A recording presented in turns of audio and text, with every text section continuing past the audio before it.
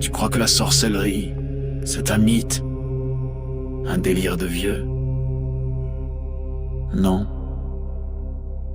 Elle est là, silencieuse, invisible, présente dans ton quotidien. Ce que tu vis n'est peut-être pas le fruit du hasard. Tes douleurs, tes émotions, tes échecs, tes pensées peuvent être manipulées, programmées. Dans cette série de directs exceptionnels, le docteur Toumoua, Nswadi Kimbazi, révèle comment les rituels occultes s'allient aux technologies neurocognitives, comment le contrôle mental moderne opère, sans trace, sans bruit, comment des attaques ciblent ton énergie, ton mental, ton esprit, comment démasquer les attaques invisibles, vampirisme, viol astral, sortilège, comment pratiquer des rituels de guérison et ériger des boucliers sacrés pour protéger ton âme et celle de tes proches. Et si l'on t'avait fait croire que tout était fatalité, la tradition Congo te guide pour reprendre pleinement ton pouvoir. Malongui, votre nouvelle émission Éveil, tous les jours à 13h, heure de Paris, en direct sur YouTube Tradition Congo et YouTube Fédération Kimuntu. Venez témoigner, échanger, partager vos expériences avec l'équipe Kimuntu. Épisode après épisode, nous dévoilerons les forces cachées qui gouvernent nos vies.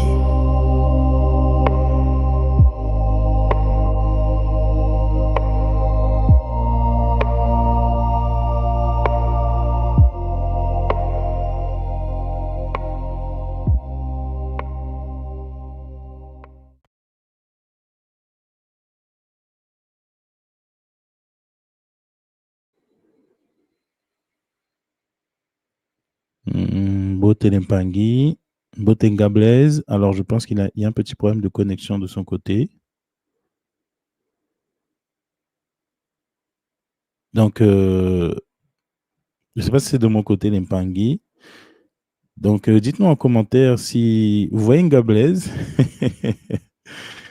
Botelempangi, donc c'est Nganoué. Hein? Je fais un petit peu l'intérim puisque je ne vois pas Nga Blaise.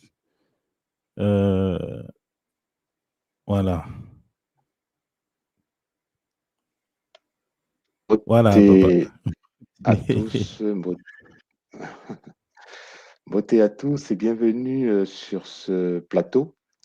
Nous allons entamer donc aujourd'hui une nouvelle partie de cette série qui a commencé depuis quelque temps maintenant.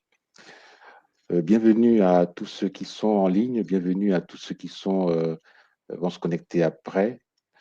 Nous allons être accompagnés cet après-midi par notre grand Pangui Nganoé, je dirais le guerrier multidimensionnel, hein. C'est comme ça que je pense l'appeler. Je pense qu'il se reconnaît dans cette idée-là. Mbote Nganoé. Mbote Papa Blaise, Mbote Nga Blaise, Mbote Lempangui, Mbote Ntumwa, voilà. J'espère que vous allez bien et que vous êtes prêts pour encore une nouvelle série, hein, je pense à papa. Donc, restez connectés, hein, et puis likez, partagez. Et Papa Blaise m'attendons pour l'invitation. Et j'ai répondu oui, bien sûr, avec plaisir, hein, pour cette nouvelle thématique. Matondo Papa. Alors, juste pour rappeler un petit peu les éléments de contexte, nous avons déjà, depuis le mois de juillet, entamé cette série Mulungi sur une durée relativement conséquente. La semaine dernière, tout le monde nous a apporté quelques éléments clés, hein, sur le drainage énergétique. Et hier, effectivement, il a fini la série avec quelques points clés que je veux juste rappeler rapidement. La loi de la manifestation, comment utiliser cette loi pour transformer notre réalité. Comment utiliser les outils que la nature nous donne, la nature nous propose pour transformer cette réalité également, et comment faire de la nature notre allié dans la transformation. Comment se servir de notre milieu pour transformer notre réalité pour qu'elle soit différente de ce que, et qu'elle aille dans le sens de ce que nous souhaitons, que nous sommes vraiment profondément en nous-mêmes. Alors aujourd'hui, donc, la série va se poursuivre avec cette nouvelle partie qui va concerner la programmation des vampires de l'astral. Je ne vais pas dévoiler le sujet, mais en tout cas, c'est tout un programme et je vais laisser donc notre compte tout moi nous nourrir de cette réalité. Mais avant de commencer, je vais vous signaler que demain, tout le monde ne sera pas disponible et que nous allons rattraper ça vendredi. Nous allons avoir la série qui va se poursuivre vendredi. Donc, nous aurons jeudi et vendredi. Et demain, tout le monde ne sera pas disponible pour nous conduire dans ces connaissances sacrées. Matondo tout moi pour cette Matondo, présence, Mbote, pour Mbote cette Nganoé, fidélité. Papa. Matondo.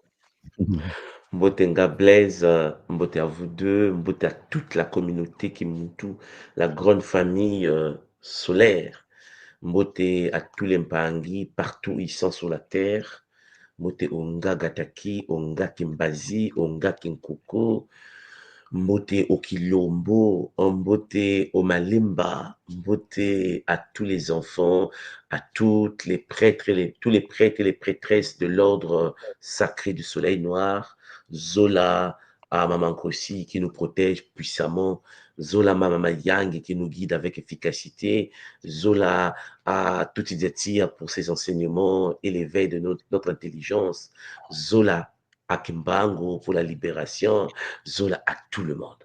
Champangui, effectivement, c'est un bonheur d'être encore là. Hier, nous étions en ligne. Vous voyez que ces choses, c'est le bonheur, ça tient et nous sommes au poste pour accomplir l'œuvre.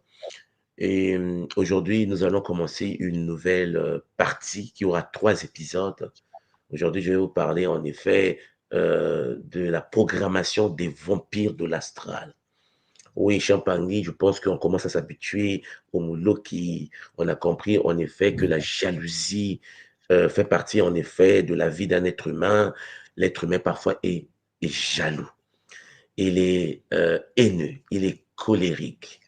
Et cher Zolampangui, la colère de l'autre ne peut t'atteindre que si tu permets à travers l'affaiblissement de tes boucliers.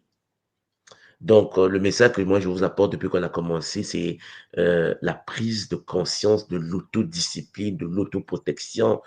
En effet, la spiritualité Congo, c'est de l'autodiscipline. C'est être conscient que l'autre est libre de dire ses bêtises, de faire ses choses, mais cela ne veut pas dire que tu dois être atteint. Si tu es atteint, c'est parce que tu as validé, tu as ouvert les portes.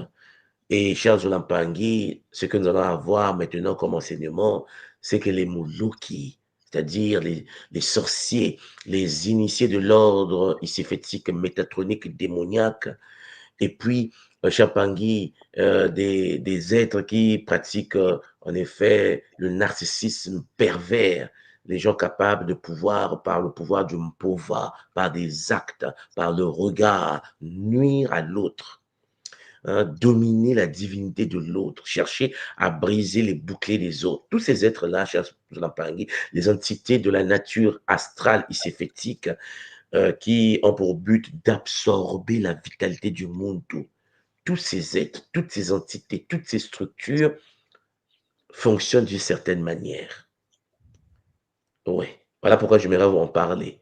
L'homme ne peut pas être touché par hasard. L'homme ne peut pas être impacté par hasard. Il existe donc de la programmation des vampires sur nous. Ouais. Et il faut qu'ils nous affaiblissent. Ils mettent en place des procédures, ce sont des codes, je veux dire géomathématiques, des programmes pour que l'être humain puisse être à leur merci. C'est comme si tu étais enfermé dans une bulle et une fois dans cette bulle, tu n'arrives pas à t'en sortir. Donc, Matondo à tout le monde. Donc, Papa Blaise Nganoé, je vais tout d'abord commencer et nous allons ensuite faire le Kabula, faire rentrer l'Impangi avec Boiler. Maintenant, Mamingi. Voilà. Maintenant.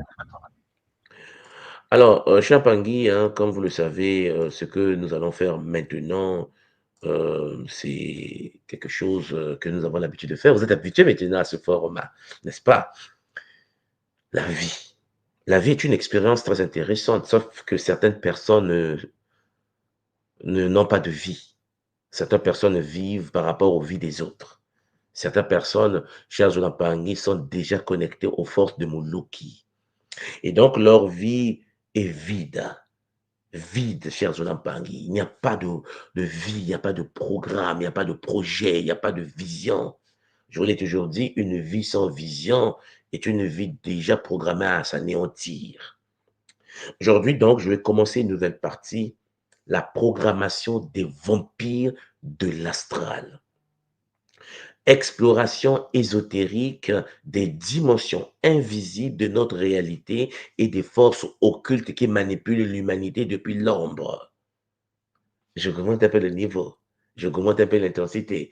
Parce que les bases, je pense que vous l'avez maintenant. Vous savez ce qu'est le vampirisme, vous savez ce qu'est le Muluki, vous savez ce que c'est que le Kinduki. Vous savez qu'il existe les entités, les Bakadiam Pemba. Vous savez que, comme disait le grand chaman Cré de Moutoua, paix à son âme, les Bashinkaori. Vous savez que l'homme n'a pas que l'humain comme adversaire dans la matière. L'homme est combattu par des forces de l'invisible. Alors, j'aimerais voir avec vous, vous présenter en effet ce programme, cette partie sur qui tire les fils dans l'ombre, qui fait que ton projet ne marche pas, qui fait que tu sois en dépression, qui fait que tu sois dans cette phase de divorce, qui fait que tu puisses être, cher Pangé, malheureux, malheureuse, qui fait que tu puisses souffrir comme tu souffres en ce moment. Chers Olampangui, ce sont des questions que nous nous posons tous et toutes. Vous savez que nous sommes responsables de ce qui nous arrive parce que nous ouvrons les portes. Mais nous sommes responsables parce que nous recevons des coups de l'extérieur qui nous permettent de pouvoir les faire passer. C'est parce que nous les faisons passer que nous subissons. Les autres tentent, les autres testent, les autres vous font douter, les autres vont parler mal, ils vont manipuler et tu deviens quelqu'un qui doute. Tout simplement parce que Champagne, le but du Mouloki, c'est de t'écarter de ta propre divinité. Le Mouloki est un être qui n'est pas heureux de te voir heureux. Le Mouloki n'est pas heureux de savoir que tu peux te protéger. Le Mouloki n'est pas heureux de savoir que ton couple va marcher. Le Mouloki n'est pas heureux de savoir que tu vas protéger tes enfants. Le Mouloki n'est pas heureux que tout le monde soit de Kimbaz et te dise que tu es le maître du game et que tu es capable, cher Zolampangi, de te connecter directement à Mama Wandombi, la source divine unique. Le Moulo qui veut que tu penses que tu dois dépendre de quelqu'un. Non, dis non. Connexion directe. Alors, lorsque tu es assis chez toi ou tu es assis chez toi avec ta bulle énergétique aurique, ton aura, ton champ électromagnétique, qui, dans l'ombre, tire les fils pour attaquer, pour nuire, pour détruire. Voilà pourquoi nous allons parler en effet de la lutte énergétique. J'aimerais vous dire, même Pangui, que dans le monde de l'invisible, il existe une lutte énergétique au-delà du visible. Oui, il y a le voisin d'à côté qui est dans la procrastination, qui a raté son existence matérielle, qui passe son temps à faire de la médisance sur ta vie.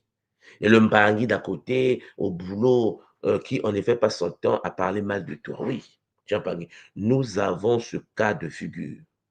Et c'est très important, attends 2 secondes, c'est très important de comprendre cela.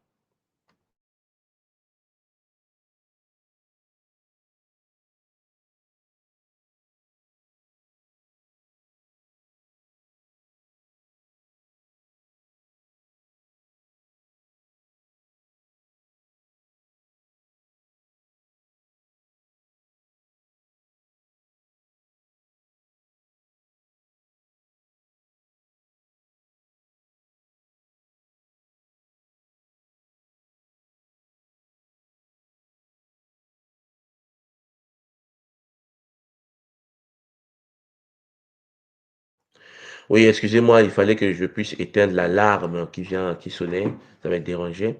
Donc, je vous disais tantôt, cher Jonathan Pangui, bienvenue donc à tous et à toutes, bienvenue à tous les Pangui qui s'intéressent à la tradition Congo de l'école Kimuntu. Bienvenue à cet enseignement qui va nous plonger dans les dimensions invisibles de notre réalité. Ah oui, oui. L'adversaire n'est pas seulement l'ami à côté. L'adversaire est l'ami d'à côté astralisé et l'ensemble de l'ordre des entités. Parce que dans le monde des énergies, dans le monde de l'invisible, il y a des guerres. Chapangui, arrêtez de penser comme des bisounours, comme si nous vivons dans un monde. Non, nous sommes dans un monde dont l'anagramme est le démon. Cher Pangui, je vous informe aussi, parce que vous le savez, que chaque communauté terrestre vit son propre monde. C'est pour cela que la spiritualité souvent est connectée à une tradition. Parce que la réalité que nous, les mélanodermes, les Africains, nous vivons sur le continent africain ou dans les Caraïbes, ce n'est pas la même réalité que vit le Japonais ou vit le Coréen. Et pourtant, nous sommes tous sur Terre. Non. Le Japonais n'a pas de problème d'électricité. Il n'a pas de problème de nutrition. Il n'a pas de problème de médecine, de santé, de soins. Il n'a pas de problème technologique. Chez moi, en Afrique ou dans les Caraïbes, nous avons un problème parfois d'électricité. Problème, chers Zolapangui, agricole. Problème d'éducation. Vous voyez que nous vivons dans le même monde, mais il y a l'autre qui n'a pas mangé pendant des jours. Il y a un problème de courant, il y a les délestages installés. Et puis, il y a le chômage parce que chez Pangui, ils n'arrivent pas à créer parce que c'est compliqué. Vous voyez que les deux vivent dans la même réalité, mais les deux ne vivent pas la même vie. Et même dans le monde africain où il y a le désordre, où il y a les coupures d'électricité, il y a des gens qui n'ont pas de coupure d'électricité. Il y a des gens qui n'ont pas de problème d'eau. Et pourtant, ils vivent en Afrique. C'est pour cela que je suis en train de vous dire, quand j'arrive en Afrique, j'ai mon groupe, j'ai mon forage, le forage que j'ai mis en place, mais les conditions normales, et pourtant, beaucoup des nôtres n'ont pas. C'est-à-dire que chacun est dans une bulle. Et donc, nous allons explorer ici des concepts qui, bien que souvent relégués au domaine de la superstition, pour ceux qui, chez Champagne, réfléchissent hors du paradigme traditionnel au Congo, je vais vous parler des choses qui décrivent des interactions énergétiques bien réelles, des guerres subtiles dans les univers invisibles, des guerres, parce que déjà dans le monde humain, nous savons que l'être humain peut être victime d'une jalousie, parce qu'il est possédé, parce qu'il a la haine, il a la jalousie, il a la colère, il a la frustration. Il y a des gens qui passent leur temps à vouloir attaquer les autres parce qu'ils n'ont pas de vie. Parce que quelqu'un passe le temps à t'attaquer, c'est parce que la personne n'a pas de vie. Il y a un vide sidéral. Il a besoin d'exister. Il doit passer son temps à vouloir penser libérer des autres en attaquant toi. Tu as parlé parce que ton aura est puissant. Parce que tu as de la vitalité. Tu as d'une énergie que lui, il cherche à absorber par ton nom pour nuire à ton œuvre, tout simplement parce qu'il n'a pas de vie. Vous me comprenez? Ce qui veut dire même pas ça nous savons. Mais là, ce que je suis en train de vous dire, c'est que ceux qui se comportent comme ça sont téléguidés. Il existe des guerres. Je ne parle pas de la guerre, une lutte énergétique invisible entre des royaumes, entre des forces, entre des entités.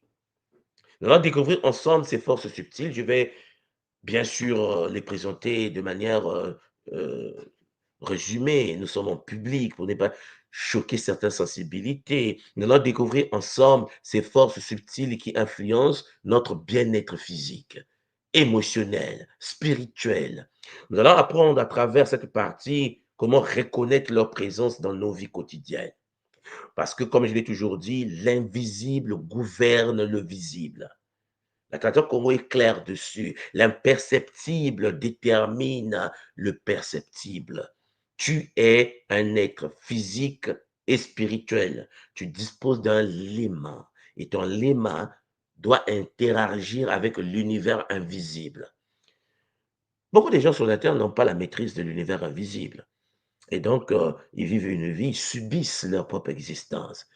Et souvent, ils pensent que leur vie, chers Olampangi, leur problème vient des autres. Toujours des autres. La tradition Congo nous dit non, stop. Ton problème vient de toi. Ton problème vient du fait que tu n'es pas capable de te protéger. Ton problème vient du fait que tu oublies qu'il existe une guerre à l'extérieur de ton champ énergétique, dans l'invisible. Et qu'en effet, nous sommes dans des royaumes. Oui, le monde de l'invisible n'est pas organisé en gouvernement républicain. Il n'y a pas de république dans l'invisible. Dans l'invisible, ce que nous appelons la république sur terre, les pays sur la terre, dans le monde invisible, ça se présente toujours comme des royaumes.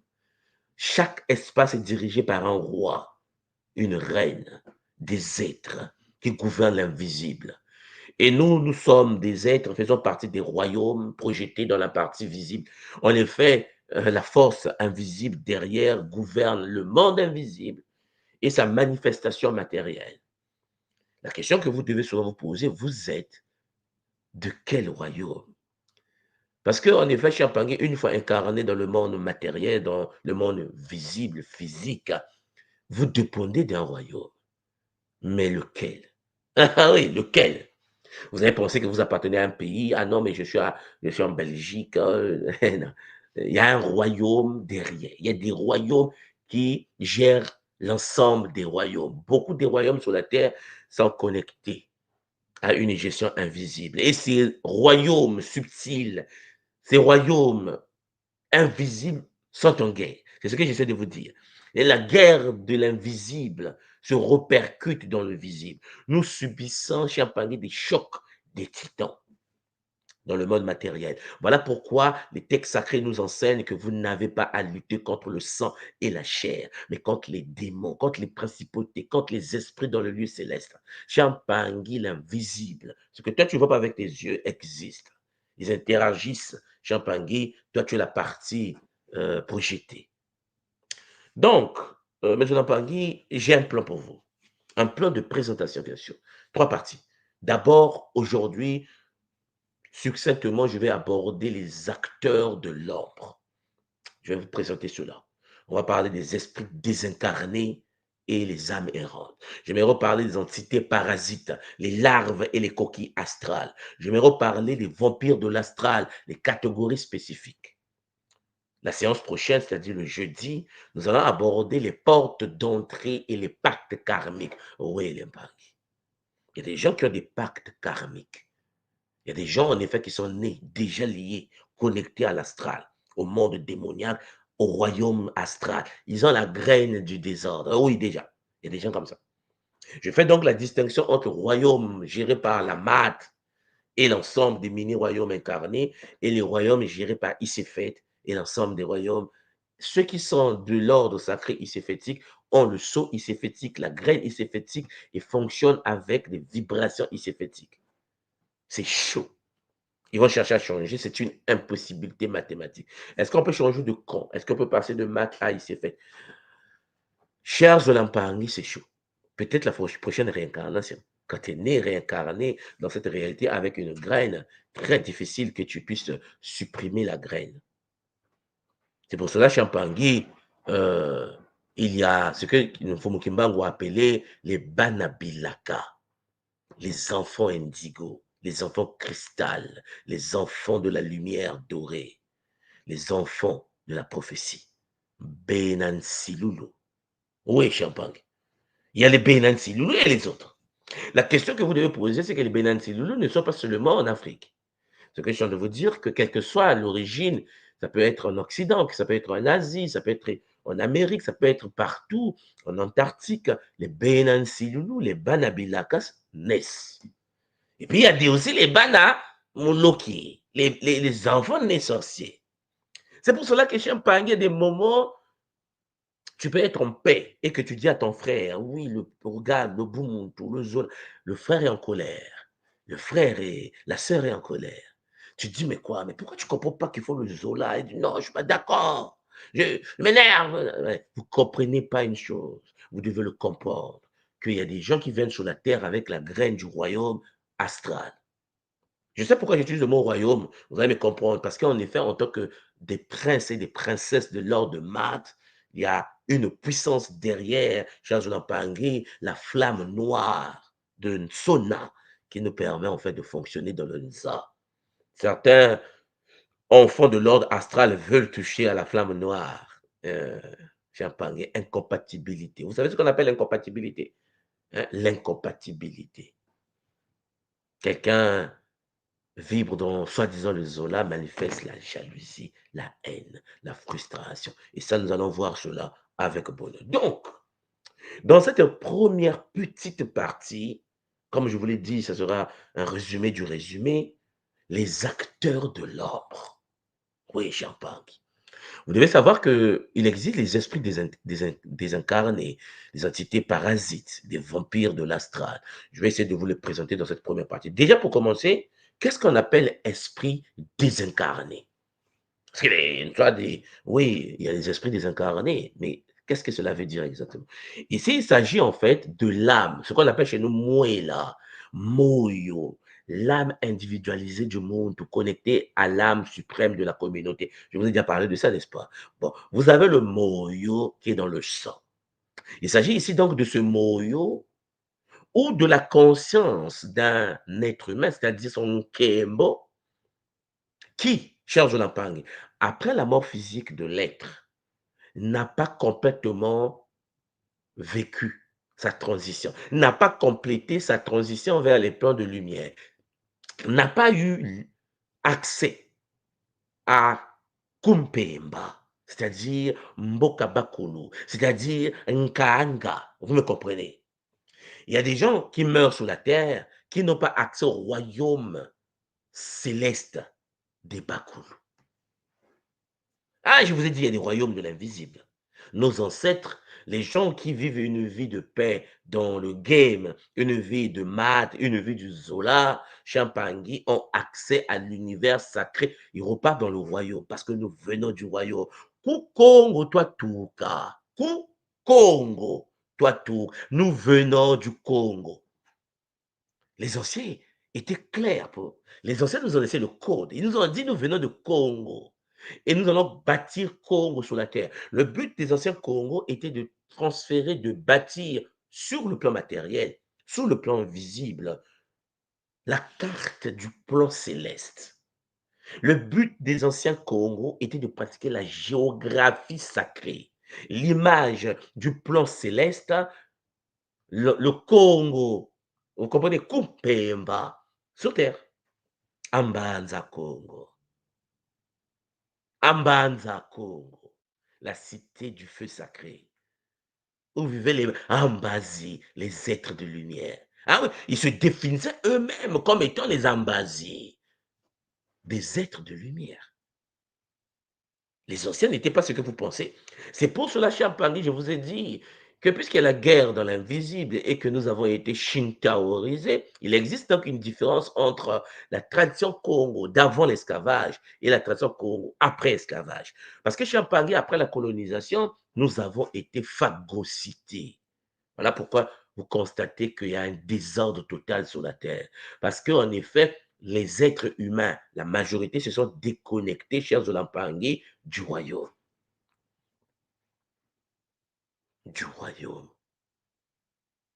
Donc, lorsque quelqu'un meurt et que la personne n'a pas l'énergie nécessaire pour traverser, pour rentrer dans Kumpemba, pour traverser la grille énergétique de Kalunga, l'être humain devient ce qu'on appelle un esprit désincarné. Ces esprits restent bloqués dans les basses couches du plan astral, une dimension vibratoire proche de la Terre. Voilà pourquoi lorsque je pratique le culte sacré de Ngaloufoua, nous partons souvent dans cette couche énergétique du bas astral pour libérer ceux qui peuvent être libérés, c'est-à-dire des êtres qui sont des esprits désincarnés, ceux qui n'ont pas pu traverser la grille de Kalunga. Donc, contrairement Champagny aux croyances populaires que vous entendez à gauche et à droite, ces entités ne sont pas nécessairement malveillants. Ce sont nos parents, en fait. La question que je te posais, c'est que ton fils, ta fille qui était mort, ton mari qui était mort, ta femme qui était morte, ton père, ta mère, est-ce qu'ils sont dans Kalunga? bloqués à travers les grilles énergétiques dans l'univers du bas astral, ou bien ils sont rentrés dans le village des ancêtres. Charles Lampangi essayait d'augmenter le taux de vibration dans la compréhension de ce que j'appelle ici village des ancêtres. Je vous parle d'un espace multidimensionnel infini, un royaume des âmes, Champangui, des êtres supérieurs, des êtres qui ont vécu le Kunaka, qui ont pu traverser la grille de Kalunga. Nous sommes ici dans une réalité où nous sommes en examen. Nous vivons dans le monde de la co-création, dans un game. Mais le game se passe également dans le monde invisible. Notre royaume, Champangui, que nous appelons Mpemba, est en guerre contre les autres royaumes. La structure terrestre, Charles Lampangi, est différente, n'est pas différente, pardon, de la structure que nous avons sur la Terre. Ah oui, Champangui. Ouais. Et vous serez étonné que les ancêtres Charles Lampangi, de certaines traditions, les ancêtres ne se mélangent pas dans l'invisible. Vous avez dit, mais tout le monde. Charles Lampangi, tout Diatia, notre grand maître à tous, Champangui, celui que nous appelons aujourd'hui Tséouti, celui que certains ont appelé Tot. Champangui nous a enseigné avec efficacité, détermination et rigueur que Champangui, il faut respecter le principe du Nitu, Ntuni, Nitu, Ntuni. Ce qui est en haut est comme ce qui est en bas. Ce qui est en bas est comme ce qui est en haut. Chers Olampangi, nous vivons dans le principe du miroir sacré. Donc, mes Olampangi, tous les êtres qui sont partis, tous les êtres qui n'ont plus de corps physique, biologique, et je vous précise en passant que dans la tradition Congo de l'école qui monte, le corps physique que tu portes est un cadeau, un don Champangui après une commande reçue par le King Toto, le champ de la terre. La terre t'a accordé des briques. Oui, Champangui, le corps que nous avons est constitué des briques, des éléments. Nous avons en nous le minéral, nous avons en nous le végétal, nous avons en nous la partie animale. Là, c'est l'univers des règnes. C'est pour cela qu'à l'école Kimuntu, nous pratiquons le King Koko, l'initiation totémique de l'école Kimuntu, pour gérer le minéral, le végétal, l'animal que nous avons reçu en lien avec les règnes de la terre. À côté de cela, chez Champangui, nous avons les éléments. Nous avons Maza, nous avons Tia, nous avons Mumpepe, nous avons Ndo. Les 4 éléments sacrés, chers Olampangui, gouvernés par les 4 Maasimbi, sont également projetés en nous. Et puis nous avons également les 9 Mabundu du Congo. Mais chers Olampangui, l'être humain est une synthèse, une résultante des forces. Nous ne sommes pas des corps. Nous sommes, Champangui, des divinités. Nous sommes des consciences supérieures incarnées. Et on nous a doté des véhicules. Et le véhicule, c'est le corps que tu as. C'est pour cela que je dis souvent au Mpangui d'attention Congo de l'école Kimuntu, tu maltraites ton corps, tu te fais des ennemis dans le monde invisible. Ton corps est un temple, mais un temple créé par une résultante, une synthèse des forces derrière qui soutiennent ton existence. Ce qui veut dire, si tu maltraites ton corps, tu le tortures par des consommations toxiques, par la consommation d'images toxiques, la musique toxique, tu tortures ton corps, chers Olympiques, tu te fais des ennemis parce que ton corps est conscient. Ton corps peut bouger sans toi. Ton corps n'est pas toi. Voilà pourquoi Kikongo nous disons ni tout wami, ni tout, mon corps à moi n'est pas moi. Mon corps à moi n'est pas moi. Une fois que Champangui, ta conscience divine sort du corps biologique, une fois que tu as accumulé le moyo, parce que n'oubliez pas pourquoi vous êtes dans le corps, pour que le corps puisse stocker les données. Vous êtes dans le corps pour que le corps vous permette de stocker les données dans le menga, dans le sang. Oui, le moyo, la structure de l'âme supérieure est connectée au moela, la matrice de l'âme communautaire. Vous me comprenez là? Ce qui veut dire que lorsque le Muntu meurt, Charles Lampangi, il y a des êtres humains qui ne traversent pas la porte sacrée de la grille Kalunga. Ils sont bloqués dans notre réalité. Et une fois que tu es bloqué dans notre réalité, Lampangi, mais tu es dans l'astral. Tu te fais chicoter correctement. Charles Lampangi, pour ceux qui ont déjà fait le culte de Ngalou, vous voyez de quoi je parle. Mais tous les gens qui sont dans le monde de l'astral, c'est-à-dire que Nzadjenkenza, chers Olampangui, ne sont pas des mauvaises entités, parce que vous n'avez plus de corps. La Terre récupère ses particules, la Terre récupère les règnes, la Terre récupère les éléments, la Terre se déconnecte, le corps se déconnecte des 9 Mabou du Congo. Donc, contrairement aux croyances populaires que nous avons, ces entités ne sont pas nécessairement malveillantes, mais plutôt désorientées. Ton grand-père, là, qui est bloqué, ton mari, ta femme, ton enfant qui est bloqué dans le monde de l'astral est désorienté. Il est incapable de poursuivre le chemin spirituel. Il est incapable de quitter l'univers sacré de l'astral géré par le porteur des clés Ngaloufwa vers le monde des ancêtres. Non, bloqué. Voilà pourquoi l'esprit désincarné est comme un voyageur qui a perdu sa carte dans le monde intermédiaire entre les vivants et les morts, est désincarné, et est perdu. Les ancêtres l'attendent de l'autre côté, mais il n'a pas accès. Tu ne peux pas avoir accès si tu ne traverses pas les épreuves, si tu n'as pas vécu ce qu'on appelle le pesé du cœur. Vous avez déjà entendu parler de pesé du cœur avec le cœur et la plume de mat. Si Ngaloufwa, chers Olampangi, Ngaloufwa, ce qu'on appelle aujourd'hui Anubis, si Ngaloufwa ne te permet pas de passer, et là où il y a ce qu'on appelle Ngandu, Mfumu, Ngandu, celui qu'on appelle Sobek, la divinité Congo crocodile. Champagne, si tu ne traverses pas les épreuves, si tu n'as pas la cartographie de la mort, tu vas être dévoré, désintégré. C'est chaud. Une divinité qui se fait maltraiter par des entités du bas astral, c'est très chaud. Voilà pourquoi, mes jeunes Pangui, il y a donc les causes de l'état dans lequel se retrouvent des êtres humains qui ont vécu, mais qui sont devenus des esprits désincarnés. D'abord, les morts traumatiques et soudaines.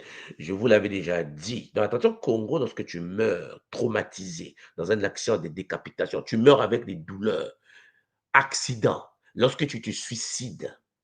Alors, j'ai mis les guerres, mais ceux qui meurent pendant la période des guerres, qui étaient des soldats, sont en effet gérés par des consciences. Mais ça, je ne vais pas aborder. Mais quand tu meurs et que tu n'es pas soldat, mais tu es mort pendant la période de guerre avec un traumatisme après une série de viols toxiques. Parce que la guerre, pour ceux qui connaissent un peu ce que c'est chaud. L'esprit est confus. Celui qui a été traumatisé ne peut pas accéder à Mpemba, ne peut pas accéder à Nkanga. Champagne, tu ne peux plus repartir dans le royaume des ancêtres. Sauf si dans le monde matériel, à travers des rituels, des prêtres et des prêtresses de l'ordre, de la tradition Congo, de l'école Kimuntu, font des rituels pour permettre à ta conscience, comme on le fait avec Ngaloufwa, de pouvoir, soit repartir dans le cycle de la réincarnation, qui est une anomalie astrale. Nous nous réincarnons, chers Olampangi, parce que nous avons un problème au niveau de nos brins d'ADN. Vous savez, lorsque nous sommes des êtres incarnés, nous avons des différentes couches génétiques, mais chers Pangi, le troisième brin est phagocyté. Septième sous-dimension du troisième brin a été détruit. Nous a inséré, chers Pangi, par manipulation énergétique, génétique, oui, des programmes. Mais ça, ce sont des sujets qu'on va aborder plus tard. Pour le moment, ce que vous devez retenir, mais Zolampangi, l'esprit est confus. L'esprit ne réalise pas son état. La personne est étonnée. La transition brutale empêche la conscience de s'adapter à son nouveau statut. Donc, si dans ton milieu, il y a des gens qui sont morts brutalement, choqués, bam, accident, suicide. Les suicidaires, c'est mort. Tu es mort pendant une période de trauma, de guerre. Il y a un missile qui est tombé, boum, ton pied s'est cassé, la tête est cassée, boum. Champagne, oublie le Kunaga. J'ai dit, mais tu as dit, pourquoi quelqu'un qui a subi une guerre va être abandonné? Non, ce n'est pas le problème qu'il a abandonné, c'est le trauma. En effet, Champagne, pour accéder au royaume des ancêtres, il faut vibrer à une fréquence. En fait, tu n'es pas quelqu'un qui rentre dans l'univers d'une Pemba par hasard. Ton mot de passe, ta clé d'accès dans le monde des ancêtres, c'est ton taux de vibration.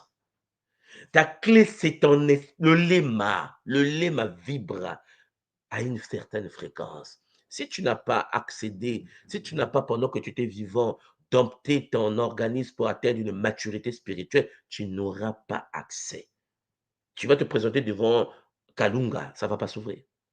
Pour que ça s'ouvre, il faut que ta vibration soit en phase. Vous suivez? En phase. Ce qui veut dire que, cher Pangui, tu es toi-même responsable du non-accès.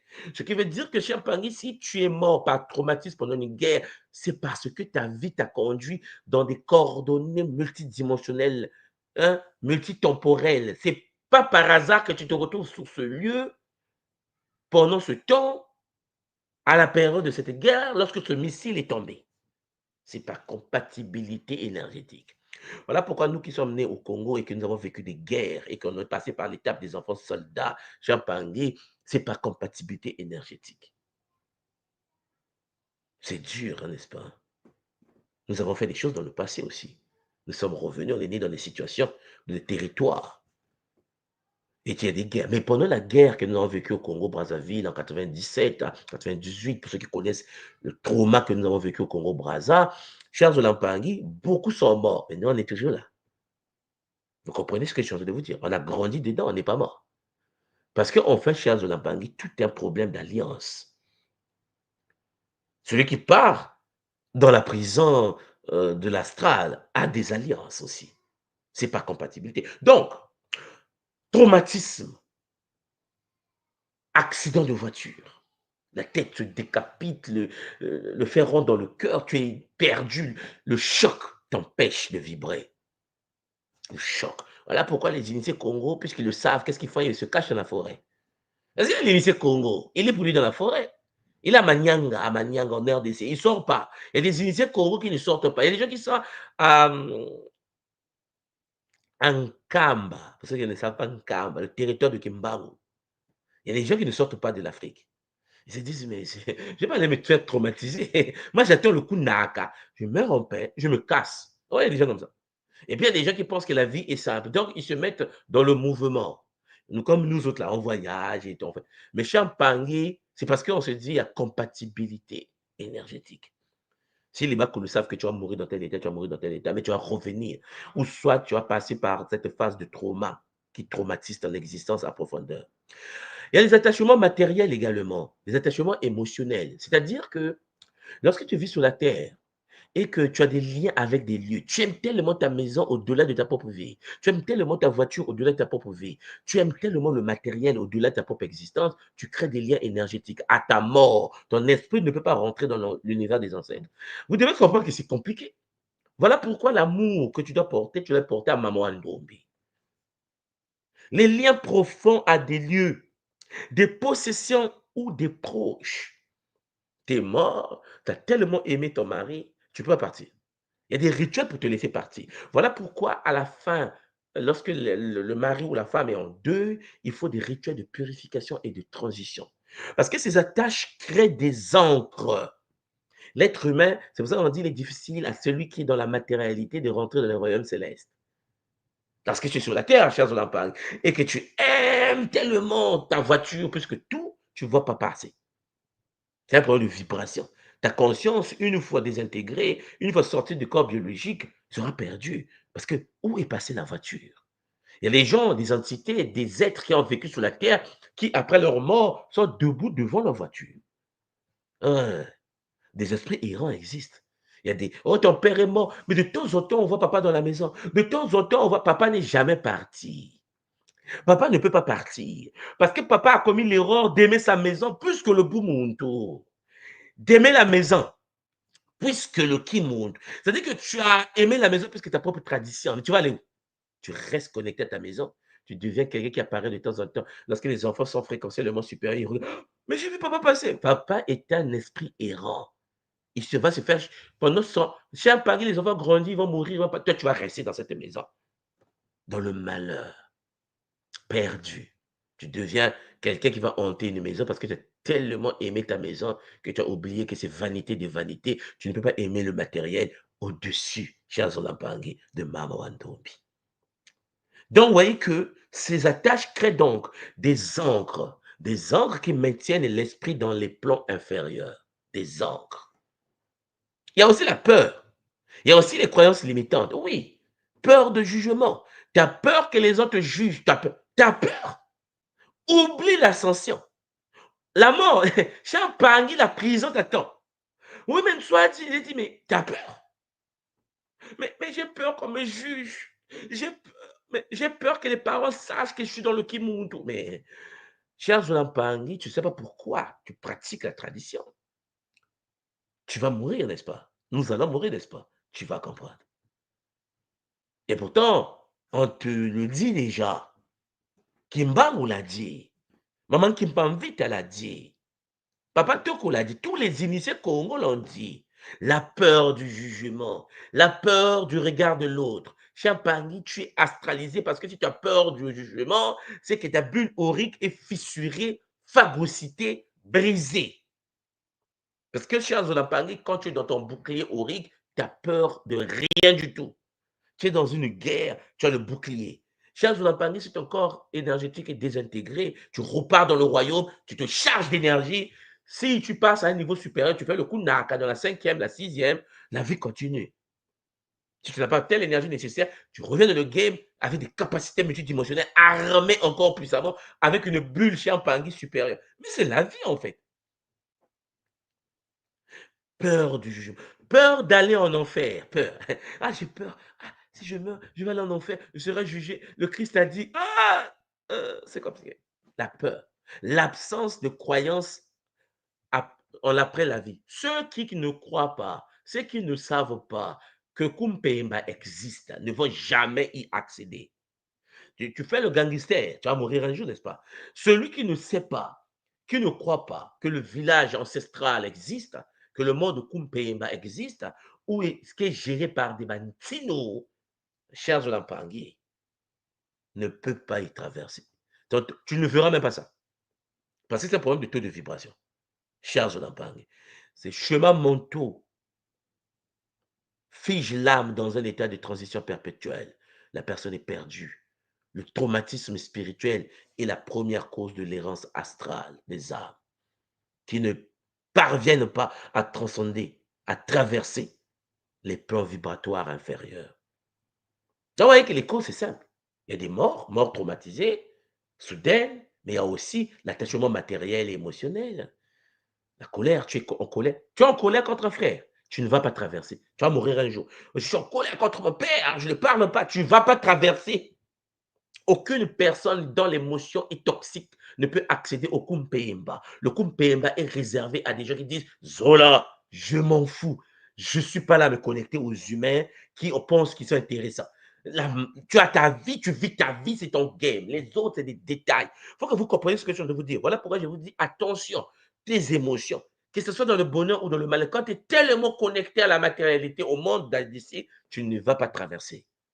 Beaucoup errent. Beaucoup. Ils marchent comme des vampires, des zombies dans la rue. On les voit lorsqu'on a une vision de clairvoyance. On dit, messe. Pour ceux qui sont très connectés, quand vous arrivez au Congo, au Cameroun, au Sénégal, quand vous arrivez en Afrique, vous ressentez les morts dans les rues. Beaucoup sont là, ils sont là comme des vampires, comme ça. Aidez-moi, aidez-moi. Je dis, attends. Il faut que je gère d'abord le game. Je gère le game. Si je me mets à vous libérer ou à aider, champagne, je perds de l'énergie. Il faut d'abord que je me gère. Parce qu'il faut qu'on se gère d'abord. Voilà pourquoi tu dois avoir l'énergie nécessaire pour chercher à libérer les autres. Il faut d'abord que toi, tu sois convaincu que tu vas passer. Voilà pourquoi quand tu es un gars qui et puis tu es orgueilleux, tu ne vas pas traverser. Champagne, tu dois être dans une simplicité de vie, une humilité suprême. Le beau montou toujours. Les gens vont te dire non, il faut quitter le beau montou, il faut quitter. C'est ton problème. Voilà pourquoi les gens me disent, mais tout le monde, tu as dit, pourquoi tu es dur avec l'Empangui? Parce que l'Empangui, je dis, le but de la vie, c'est de chercher comment traverser Kalunga. Nous sommes sur la terre pour avoir l'énergie nécessaire pour accéder à Kumpemba. Beaucoup ne le savent pas. Ils ne vont pas traverser. Ceux qui le savent et qui ne pratiquent pas des rituels adaptés. Mais cher Pani, c'est après la mort que tu comprends. C'est pour ça que les gens sont au bord de leur lit. Vous n'avez jamais entendu parler des histoires. Oui, ma soeur est morte, mais je la vois souvent au bord du lit en train de pleurer. Elle ne va pas traverser. Ce n'est pas parce qu'elle est morte qu'elle est sauvée. Mourir ne veut rien dire. Mourir veut dire que tu n'as plus de corps. ce qui te permettait de canaliser l'énergie nécessaire pour traverser Kalunga, tu ne l'as plus. Il faut que les vivants te donnent leur énergie pour que tu traverses. Tout le culte que je pratique à l'école qui monte avec vous sur Ngaloufa. Mes chers Olampangi, l'humain est sur la terre pour avoir l'énergie nécessaire dans le moyo, pour avoir la vibration nécessaire du Zola, pour traverser Kalunga et rentrer dans PM. C'est ça le but de votre existence ici. Ah non, mais tu as dit, j'ai construit 4 maisons, tu vas mourir. Les maisons là, derrière la guerre, derrière avec des petits-enfants et les enfants. Toi, est-ce que tu vas traverser? Tu peux faire tes choses dans la matière sans être attaché. La question, c'est que est-ce que tu es attaché? Donc, comme un pari, vous comprenez donc que lorsque un humain, là, je ne suis pas des humains, hein. Là, je ne suis pas en train de vous parler des entités mystiques, des Shintaori, non, je parle de l'humain, le voisin, le frère, le cousin, lorsqu'il meurt et qu'il ne peut pas traverser. Ces esprits souffrent. Ils souffrent.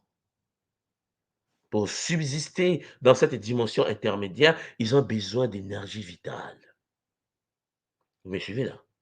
Donc, ils vont donc instinctivement s'accrocher à l'aura des êtres vivants. Voilà pourquoi il y a des gens, des belles femmes, mais qui ont des vieilles cocobars, comme on dit chez nous au Congo, des vieilles cocobars accrochées à ton aura, en train de sucer ton aura pour continuer à ressentir le plaisir de l'existence. Cher Pangui, les gens te voient, oh ma soeur, tu es tellement belle, mais qui veut de toi en fait? Parce qu'en fait, les guides de l'autre, les ancêtres de l'autre voient pas ton corps physique, il voit ton aura, ta vibration. On ressent l'ancêtre, ta tante qui est morte, la sorcière du quartier, le moulon qui était, mais qui a eu la possibilité de s'accrocher sous ton aura. Tu sens une lourdeur au dos, tu marches, tu sens comme ça le poids. Chaque panier, quelqu'un qui est accroché sur toi comme ça. On dit, mais lui, il se fait suicider par un vampire. Mais là, je vous parle des vampires humains qui n'ont pas eu accès. Donc, ils sont obligés de revenir dans le monde de la matière, chercher des corps faibles, de brancher à leur aura et s'abreuver. Donc, vous voyez que Chiampangui, ce n'est pas toujours un acte malveillant pour eux. Ce n'est pas parce qu'ils souffrent. Ils ont besoin de ressentir le ndolé. Quand ils mangent là, ils veulent ressentir la patate douce. Ils ont plus de corps. Donc, c'est plutôt un réflexe de survie. Ils se nourrissent des émotions. Ils se nourrissent de la vitalité des vivants pour maintenir leur cohésion énergétique. Sinon, Champagny, c'est la douleur. Shintaori aussi des traques dans l'invisible. Une personne en deuil, par exemple, peut involontairement retenir un proche décédé. Pour ceux qui ont écouté le Ngaloufwa que je vous ai donné, je vous ai montré comment vivre votre deuil. Parce que le cordon, chaque Paris, tu es en train de pleurer, tu empêches ta mère de traverser, tu empêches ton enfant de rentrer dans le PMA.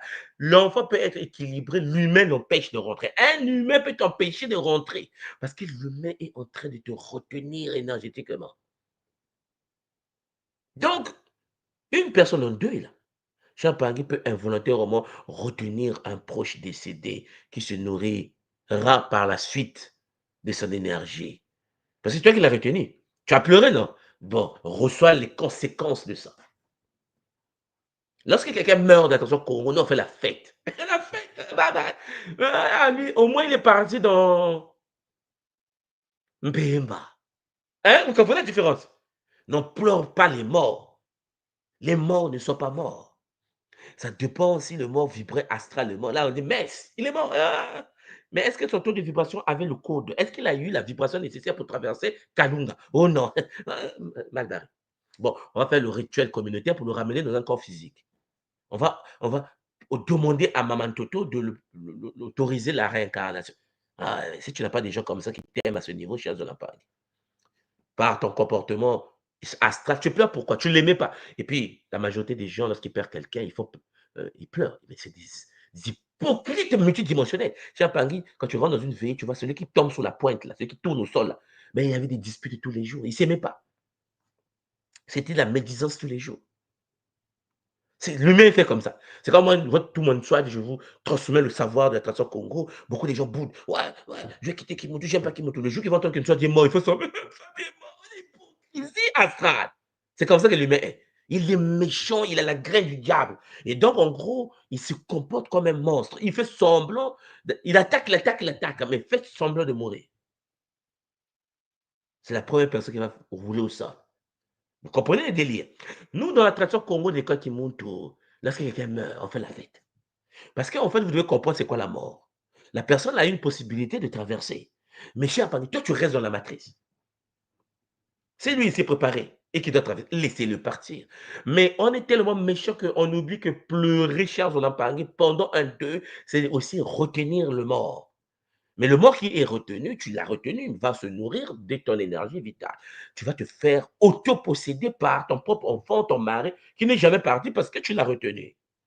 Combien de personnes sont mortes, qui ont perdu des gens chers, mais qui sont malheureux? Il y a des moments où tu assis chez toi, tu te souviens encore de ton fils qui était mort, il y a des mémoires qui arrivent. Non, le fils est en train de te sucer. Ta fille, là, qui était morte, là, elle te suce.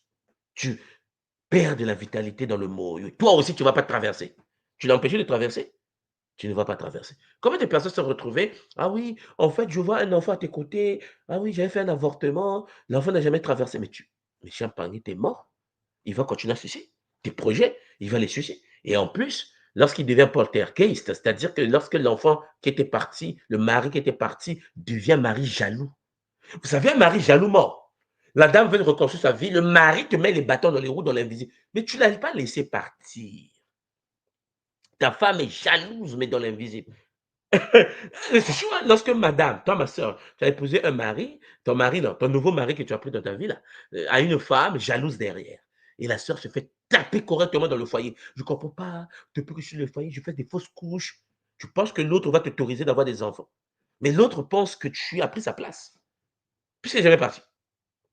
Mais en fait, on est comme des enfants qui vivent dans une réalité compliquée. Et il faut que vous puissiez apprendre que ces êtres-là vont devenir des êtres qui vont sucer l'énergie des vivants. Donc, après, qu'est-ce que nous constatons? Nous constatons tout simplement, cher Pangui, qu'il y a des fatigues inexpliquées, des pensées obsessionnelles envers le défunt. Il est parti, mais se fait penser à lui, tu penses à lui, il n'est jamais parti. Quand tu penses à lui, tu penses à elle, tu penses à... Ils ne sont jamais partis. Comprenez-moi bien. Et puis, sensation de présence, rêve récurrent, émotions disproportionnées. Tu dis, mais qu'est-ce qui m'arrive? Ce qui t'arrive, c'est que tu ne sais pas gérer le deuil. Tu n'es pas dans la tradition solaire qui te dit que lorsque quelqu'un meurt, cher Zolampang, il n'y a pas de fatalité, puisqu'en effet, il repart dans le royaume si vous avez préparé la transition. Est-ce que vous avez préparé la transition? Si vous n'avez pas préparé la transition, au lieu de pleurer comme quelqu'un qui est envoûté, parce que la majorité des gens qui pleurent font semblant. Cher Zolampang, je vous le dis en réalité, beaucoup de gens font semblant, parce que de vivants, je veux votre vivant. Il n'y a quel problème. Parce que vous arrivez, par exemple, dans un territoire comme la Guadeloupe, et qu'il y a des gars de la Guadeloupe, et que les gars se tapent entre eux, le jour qu'ils vont mourir, quoi. Ils vont devenir. Ils vont pleurer. C'est de l'hypocrisie. Puisque de votre vivant, vous vous tapez dessus. Charles Lampang, il faut bien comprendre qu'en effet, dès que tu n'atteins pas la maturité ici, tu ne vas jamais atteindre la maturité. Donc, il y a des entités maintenant parasites. Nous avons vu qu'il y a des humains, Charles Lampang. Maintenant, il y a aussi des entités parasites. Donc, contrairement aux esprits désincarnés, donc les humains, qui furent en fait humains, ces entités sont des formes de conscience non humaine, souvent décrites comme primitives ou reptiliennes dans leur fonctionnement. Elles incluent des larves astrales, c'est comme ça qu'on les appelle, les larves astrales, créées et nourries par nos propres émotions négatives, colère, peur, jalousie, luxure. Dès que tu déclenches quelque chose, eux se branchent. Pour ceux qui sont à l'école Kemuntu, confèrent le cours de Disumo Omasumo, le cycle de l'auto-envoûtement. OK? Et les coquilles astrales également, ce sont des restes éthériques d'un défunt, quelqu'un qui est mort, après que la conscience supérieure, l'âme soit partie. Parce que une personne peut mourir, est partie, elle est traversée, ses coquilles énergétiques, par exemple sous ses vêtements, sous son lieu de... Il y a des coquilles éthériques qui restent, hein, qui peuvent devenir des parasites, ils vont chercher à exister en se connectant aux humains qui sont restés sur la Terre. Oui, oui, oui, c'est possible. Ces parasites énergétiques n'ont pas de conscience élevée, mais ces parasites possèdent un instinct prédateur sophistiqué pour détecter et exploiter nos vulnérabilités énergétiques. Donc, vous comprenez que ces entités ne sont pas maléfiques par essence, ok? Mais ces entités sont invoquées par l'humain par son comportement émotionnel. Et ça détruit la vie de l'être humain. Cher Jolampangui, j'espère que ce petit Kaboula va vous permettre de prendre conscience. J'aimerais continuer, mais comme vous le savez, cher Jolampangui, je vais donner la parole au gars sur le plateau pour qu'il puisse diriger la séance avec bonheur. Le jeudi, nous allons poursuivre. Et chers Olampangi, prenez conscience que l'être humain est en guerre. Vous êtes en guerre. Ne tombez pas dans le piège d'un paradis inutile sur une planète toxique. Il faut bien comprendre ce qui se passe et puis reconnectez-vous au royaume dont vous êtes issu. Mais la question, c'est que, est-ce que vous êtes issu du royaume Champagny de Math ou du royaume d'Issefet? Voilà la question. Maintenant, Mamingi, Papa Blaise, je te remets la parole. Zola, parce que je voulais continuer, mais trop d'informations sur l'information, Papa Blaise, il y a trop de connexions, et j'aimerais m'arrêter là pour que vous puissiez en parler en famille. Maintenant, à vous. Je remets la parole à Papa Blaise. Dites-moi, Matondo, à vous Oui. d'être resté. Est-ce que j'ai un petit Alors, je pense que Nga Blaise a un problème de connexion. Nga Noé, si tu es là, tu peux prendre la parole parce que je ne sais pas si tu entends Nga Blaise, mais il a un Et là, problème. je vous entends bien. Alors, j'ai maintenant donne tout moi pour ces informations très intéressantes. Alors, Nga Blaise, je pense, parce que je sais qu'il a parfois des problèmes de connexion. Oui. Nga Blaise, la connexion ne passe pas très bien. Donc, tout moi m'attend pour les informations. Et le sujet était très intéressant. J'avais une petite question, justement, par rapport aux esprits désincarnés. Oui. Et je sais qu'il y a des manières, je veux dire, il y a des comportements que l'humain a parfois qui attirent ces entités, enfin, ces esprits, en fait, ces esprits des morts, des incarnés, autour d'eux, en fait. Donc, je pense que tu as évoqué déjà le comportement émotionnel. Et puis, je pense qu'il y a peut-être, je sais que, par exemple, quand on parle des morts, on peut parfois les ressentir, hein, une fraîcheur ou des choses comme ça. Et comment éviter, en fait, je voulais que tu nous dises un petit peu comment éviter que ces êtres connectent à nous, quel comportement comment il faut ajuster sa vie Ok. pour éviter. Alors, je précise, Nga Noé, que cette série va avoir 3 épisodes. Et donc, ne t'en fais pas, il y a dernière partie, il y a tout ça, il y a des techniques, Ah, comment, réponse. voilà. Oui, parce que sinon, on n'aura rien à présenter à la dernière partie. Moi, ce que je vais vous dire tout simplement, c'est d'être conscient qu'il faut raffermir son bouclier. Il faut raffermir le bouclier. Parce que les esprits désincarnés sont là, c'est une réalité. Il y a des gens qui vivent, tu sens que quelque chose t'a attrapé, tu sens comme une présence, tu as des douleurs au dos, les douleurs à la nuque, les douleurs dans le corps, tout simplement parce que chez un pangué, on te tient. On te tient par une entité, par un humain qui ne peut pas partir, mais qui doit continuer à fonctionner dans le NSA, dans le monde, et donc il va chercher des corps. Il y a des gens, des femmes enceintes qui ont des enfants dans le ventre, mais puisqu'ils n'ont pas de bouclier, l'entité, le mort va rentrer dans l'utérus de la femme. Ah ouais, ouais. Il y a des bébés qui naissent dans le corps physique, il y a déjà 3 personnes dedans. Non, mais les gens pensent que c'est leur enfant qui sont nés, mais tu as mis au monde ton enfant, mais le véhicule de l'enfant renferme les êtres qui ont existé, le voisin du quartier est dans le corps du bébé. C'est compliqué la vie. Il faut donc protéger l'aura, il faut amplifier l'aura. Donc, je vais vous laisser, pas bien, c'est revenu. Prenez soin de vous. On se voit donc jeudi. Donc, Nganoé, tu vas gérer le plateau avec Papa Blaise, avec l'Empangui. Je pense qu'ils ont reçu le lien pour venir sur le plateau. Continuer à parler du sujet. Maintenant, Mamingi Nganoé, Zola. Attends à toi. Oui, donc, Papa Blaise, je pense que là, c'est chaud encore. Donc, l'Empangui, n'hésitez pas déjà. Ah, papa, c'est bon, tu as réglé le problème? Est-ce que je pense que tu m'entends maintenant? Est-ce que tu m'entends Là, bien ça va maintenant? Je mieux. pense que ça devrait être bon. Ça m'a l'air d'aller mieux, oui. Alors, c'est très bien. Je te laisse la parole, papa. Maton de papa. Tout le monde pour cette présentation qui commence à être. Aïe, papa, ça bug toujours. On dépend dans cette. Ah, Papa Blaise, la connexion ne va pas trop bien.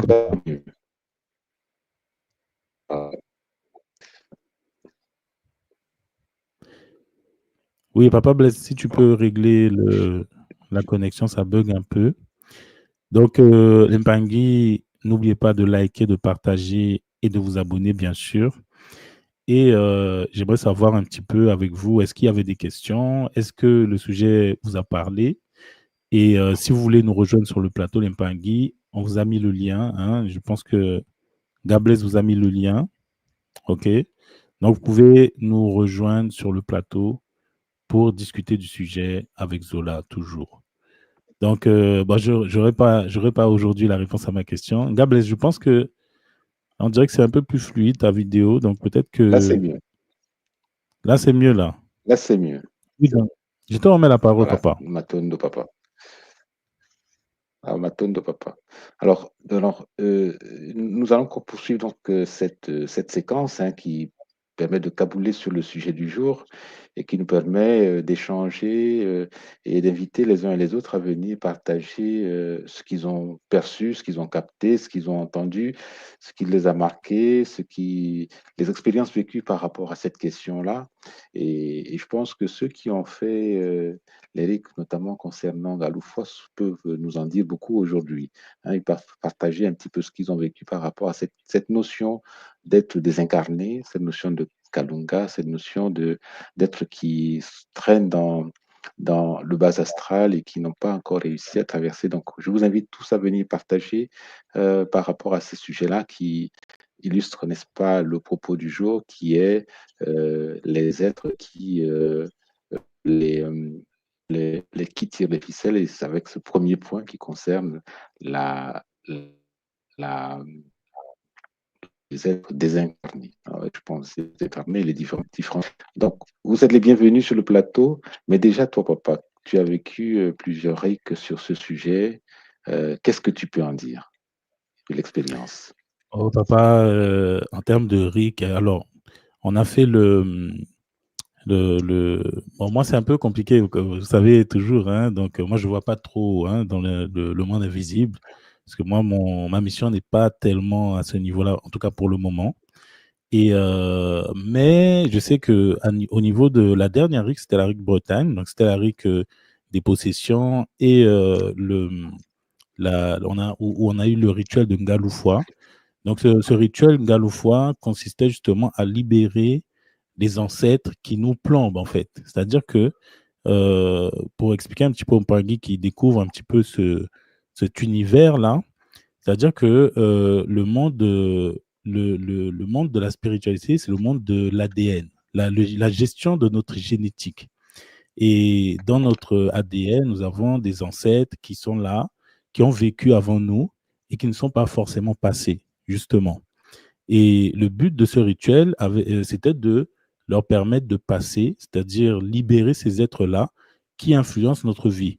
Parce que les ancêtres sont là, ils ne sont pas partis, ils influencent notre vie, c'est-à-dire que si on avait des ancêtres qui étaient procrastinateurs, par exemple, nous allons procrastiner.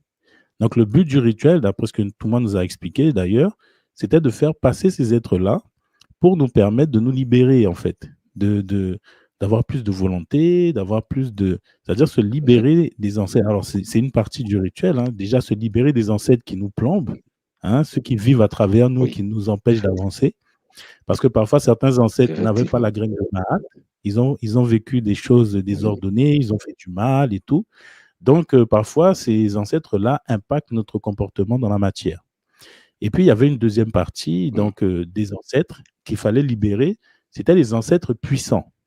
Parce que lorsque tu libères un ancêtre puissant, un être qui a vécu, un grand guerrier, quelqu'un qui a fait de belles choses, un ancêtre qui a fait des révolutions, qui a créé des entreprises ou qui avait certaines capacités, certains dons, il était possible de faire passer ces êtres-là de l'autre côté pour nous permettre de bénéficier de leurs capacités.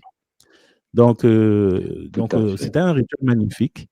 Et bon, moi, je vois pas beaucoup, mais j'ai vu quelques petites choses hein, rapidement. Donc, parce que ça nous a permis de libérer des wagons et des wagons de. Donc, la manière dont moi j'ai vu ça, c'est comme si des êtres. C'est comme, tu sais, quand tu arrives à Paris et que le métro s'arrête, tu sais, il y a une foule de personnes qui passent comme ça. Donc, c'est un peu ce que j'ai vu. Effectivement. Voilà. Et puis, ils partaient vers une porte comme ça, une porte de lumière, donc ça passait, mais des rafales de personnes, quoi. Donc, bon, moi, je demandais, hein, je dis, bon, parce que je sais qu'il y a des gars, il y a des Mpangui qui m'ont fait le Kaboula, qui me disaient que non, ils allaient chercher, en fait. Ils allaient chercher, ils disent, moi, je veux quelqu'un qui fait du business. Donc, venez, viens, je te fais passer. Donc, voilà. Donc j'ai demandé de faire passer des gens de ma famille. C'était plus des demandes à mon niveau.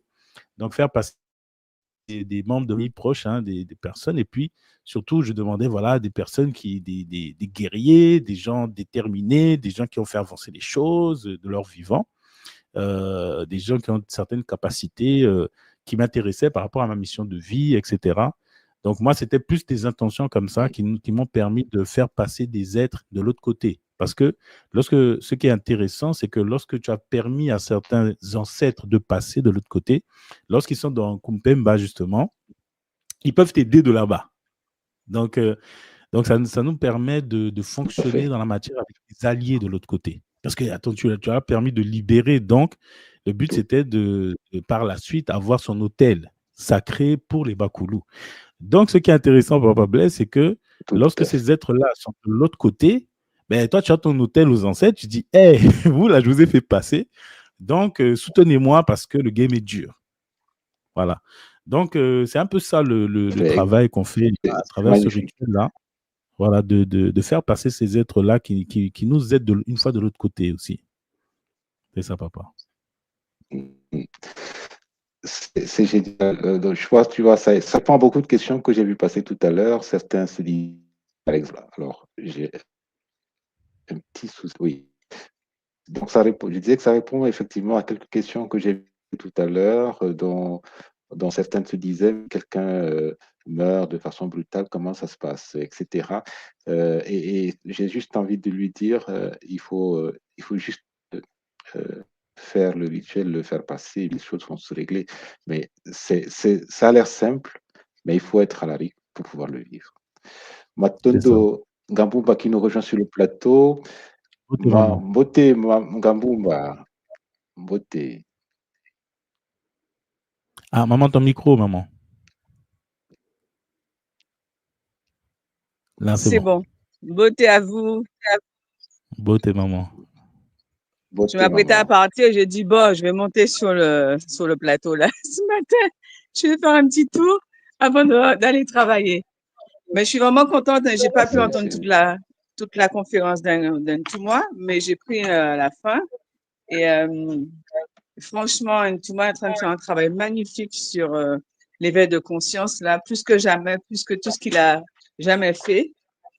Et concernant les morts, c'est vrai que ça fait un moment que je lui en parle parce que j'ai perdu mon papa au mois de janvier de cette année et en fait, c'est pas le premier mort que je perds, mais c'est le premier mort que je perds en tant que gars Kimbazi. Et là, ça fait tout drôle.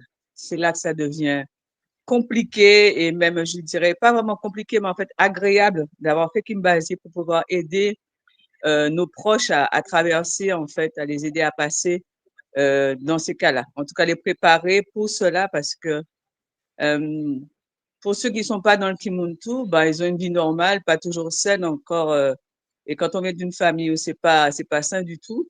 Donc là, on s'est dit, voilà, tout le boulot, toute la préparation, elle était impeccable. Ça a pris des mois, mais la finalité là, c'est que on peut aider en fait ses parents quand on fait Kimbazi, on peut aider sa famille, on peut aider ses proches à gérer ce portail qui est devant et les aider, en tout cas les préparer pour ça.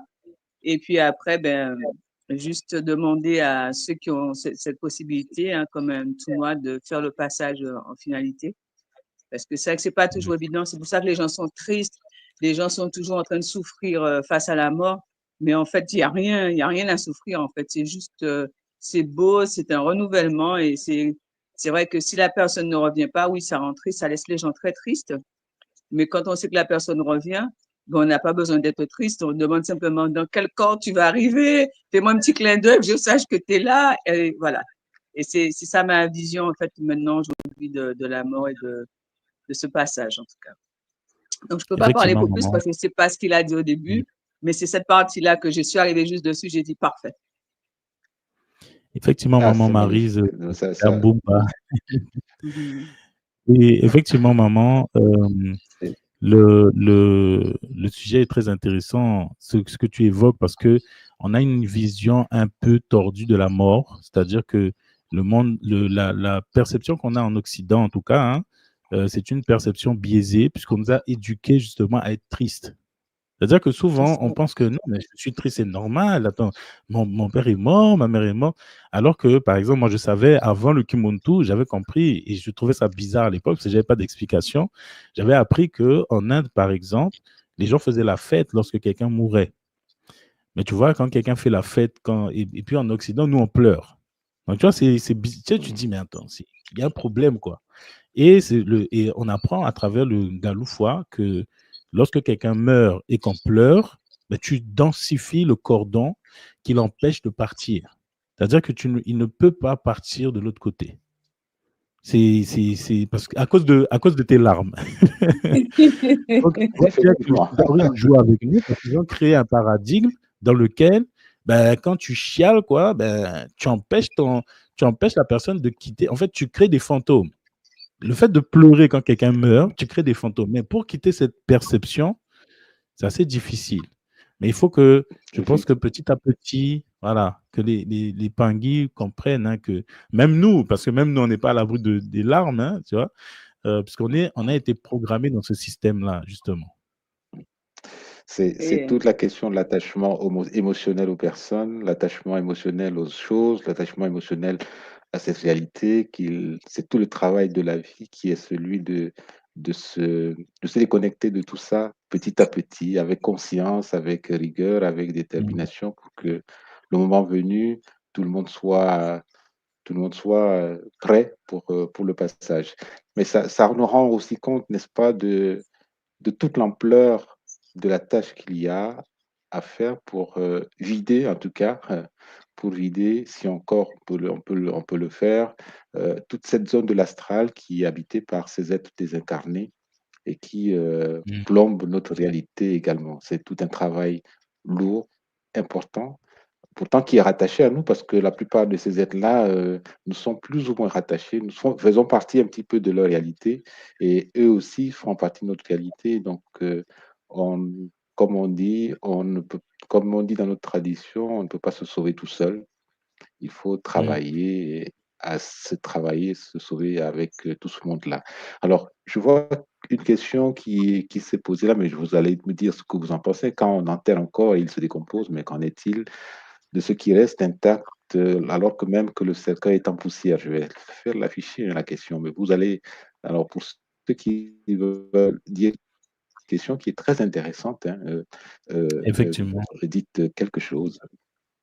Oui, Matondo Maman Abélia, ben je sais, je me rappelle dans l'enseignement sur Galoufwa que tout le monde nous expliquait que certains Tinos, des êtres qui avaient vécu le Zola, qui avaient beaucoup œuvré, qui avaient une certaine aura, avaient du mal à se décomposer. Je ne sais pas si tu te rappelles, papa.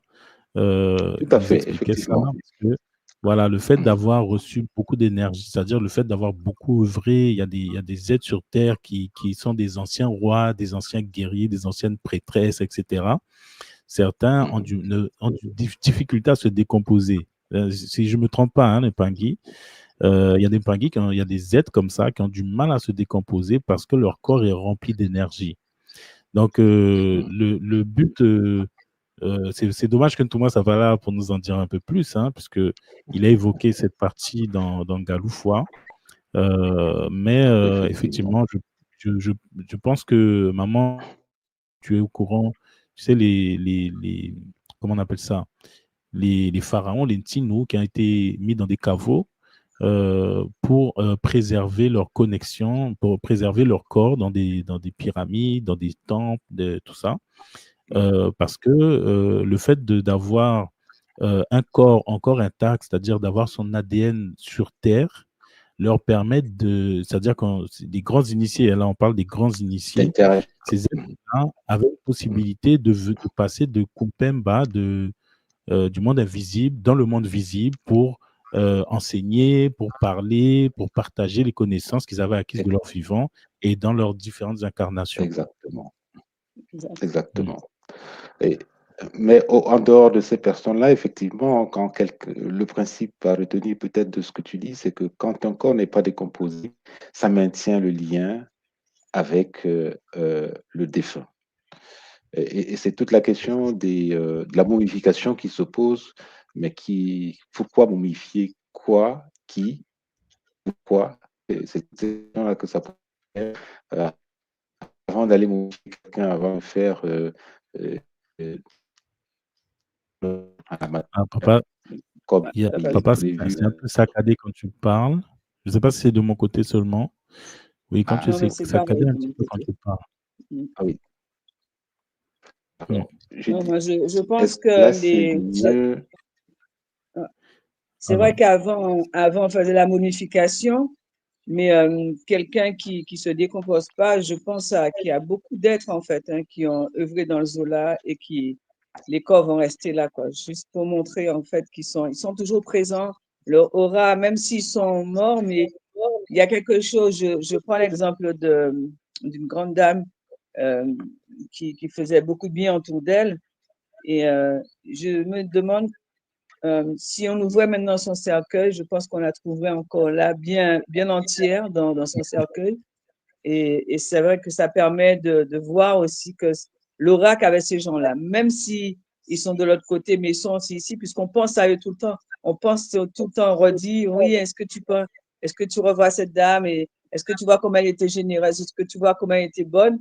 Et c'est ça, en fait, qu'on doit pratiquer sur cette terre, c'est préparer notre corps ou notre aura à rester dans les pensées des autres. Et c'est là qu'on dit qu'on ne meurt jamais, puisqu'on reste toujours, on est éternellement vivant quand on a laissé quelque chose aux autres, à ceux qui viennent après nous. On a œuvré pour que les énergies puissent rester envers et contre tout, bien entendu, parce que c'est pas facile. Mais le but, c'est ça, en fait. C'est en finalité, il faut qu'on laisse quelque chose derrière. On ne peut pas partir et se dire, ou alors même ne pas savoir qu'on doit préparer le corps à la mort. Il faut le préparer. Et j'espère qu'en tout cas, tout moi entend nos demandes, parce qu'il y a pas mal de mamans qui me disent ça tous les jours. Qu'est-ce qu'on fait? Qu'est-ce qu'on fait? Et je lui passe le message là maintenant, tout moi, on a besoin de ça. On a vraiment besoin de ça. Et je dis, moi, j'ai la chance, j'ai été accompagnée, c'est vrai que j'ai parlé tout à l'heure de la mort de mon père, mais un gars lui-même était là. En fait, j'avais une flopée d'un gars autour de moi. Je pense qu'en Guadeloupe, il y a déjà les gars qu'il faut pour ça et qui n'ont pas peur, qui étaient bien présents. Il y a Papa James Pem qui a été tous les jours pendant un mois, mais vraiment, c'était ce Zola, c'est pour ça que je l'appelle Zola James, parce que c'est des choses qu'on peut même pas raconter aux gens tant que ce qui tourne autour d'un mort, en plus, c'était dans un EHPAD, donc je ne parle même pas de ce qu'il y a autour. Ne laissez pas vos vieux mourir seuls. C'est tout ce que je peux vous demander là aujourd'hui, parce qu'il y a trop d'entités qui sont là, qui les attendent pour les accaparer. Restez autour d'eux, envoyez-leur beaucoup d'amour, élevez les consciences de votre famille pour que l'amour soit autour de ces personnes, mais juste de l'amour, pas la peine, hein, pas la tristesse, du Zola, beaucoup d'amour. Matondo, je vais vous quitter là parce que Matondo, maman. oui, je dois partir maintenant. Matondo, maman. Matondo, beaucoup de Zola. Belle continuation. Matondo, maman. Papa, je voulais rajouter quelque chose de maman Abélia, parce que c'est une très belle question. En fait, ça ouvre pas mal de perspectives, hein.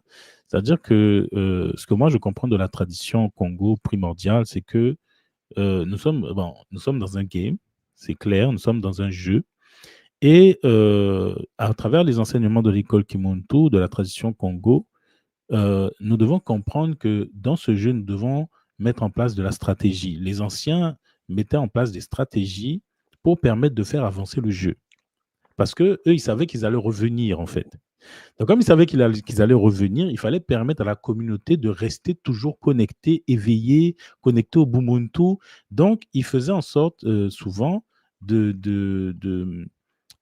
laisser leur corps, leur ADN sur Terre. Parce que nous sommes des Bantus et Muntu, hein, le singulier Muntu. Muntu veut dire incarné dans l'ADN. Ça veut dire qu'il y a une frontière, parce que les morts ne sont pas morts, c'est-à-dire ceux qui passent dans le village des ancêtres avaient une volonté de rester connectés à la matière, pas pour avoir des belles voitures et tout, mais pour rester connectés à la matière, pour partager toujours leur lumière dans la matière. Et ils faisaient en sorte de garder un corps intact, ou du moins l'ADN intact, pour permettre de communiquer avec les vivants. Les vivants, c'est-à-dire les êtres qui sont dans la matière.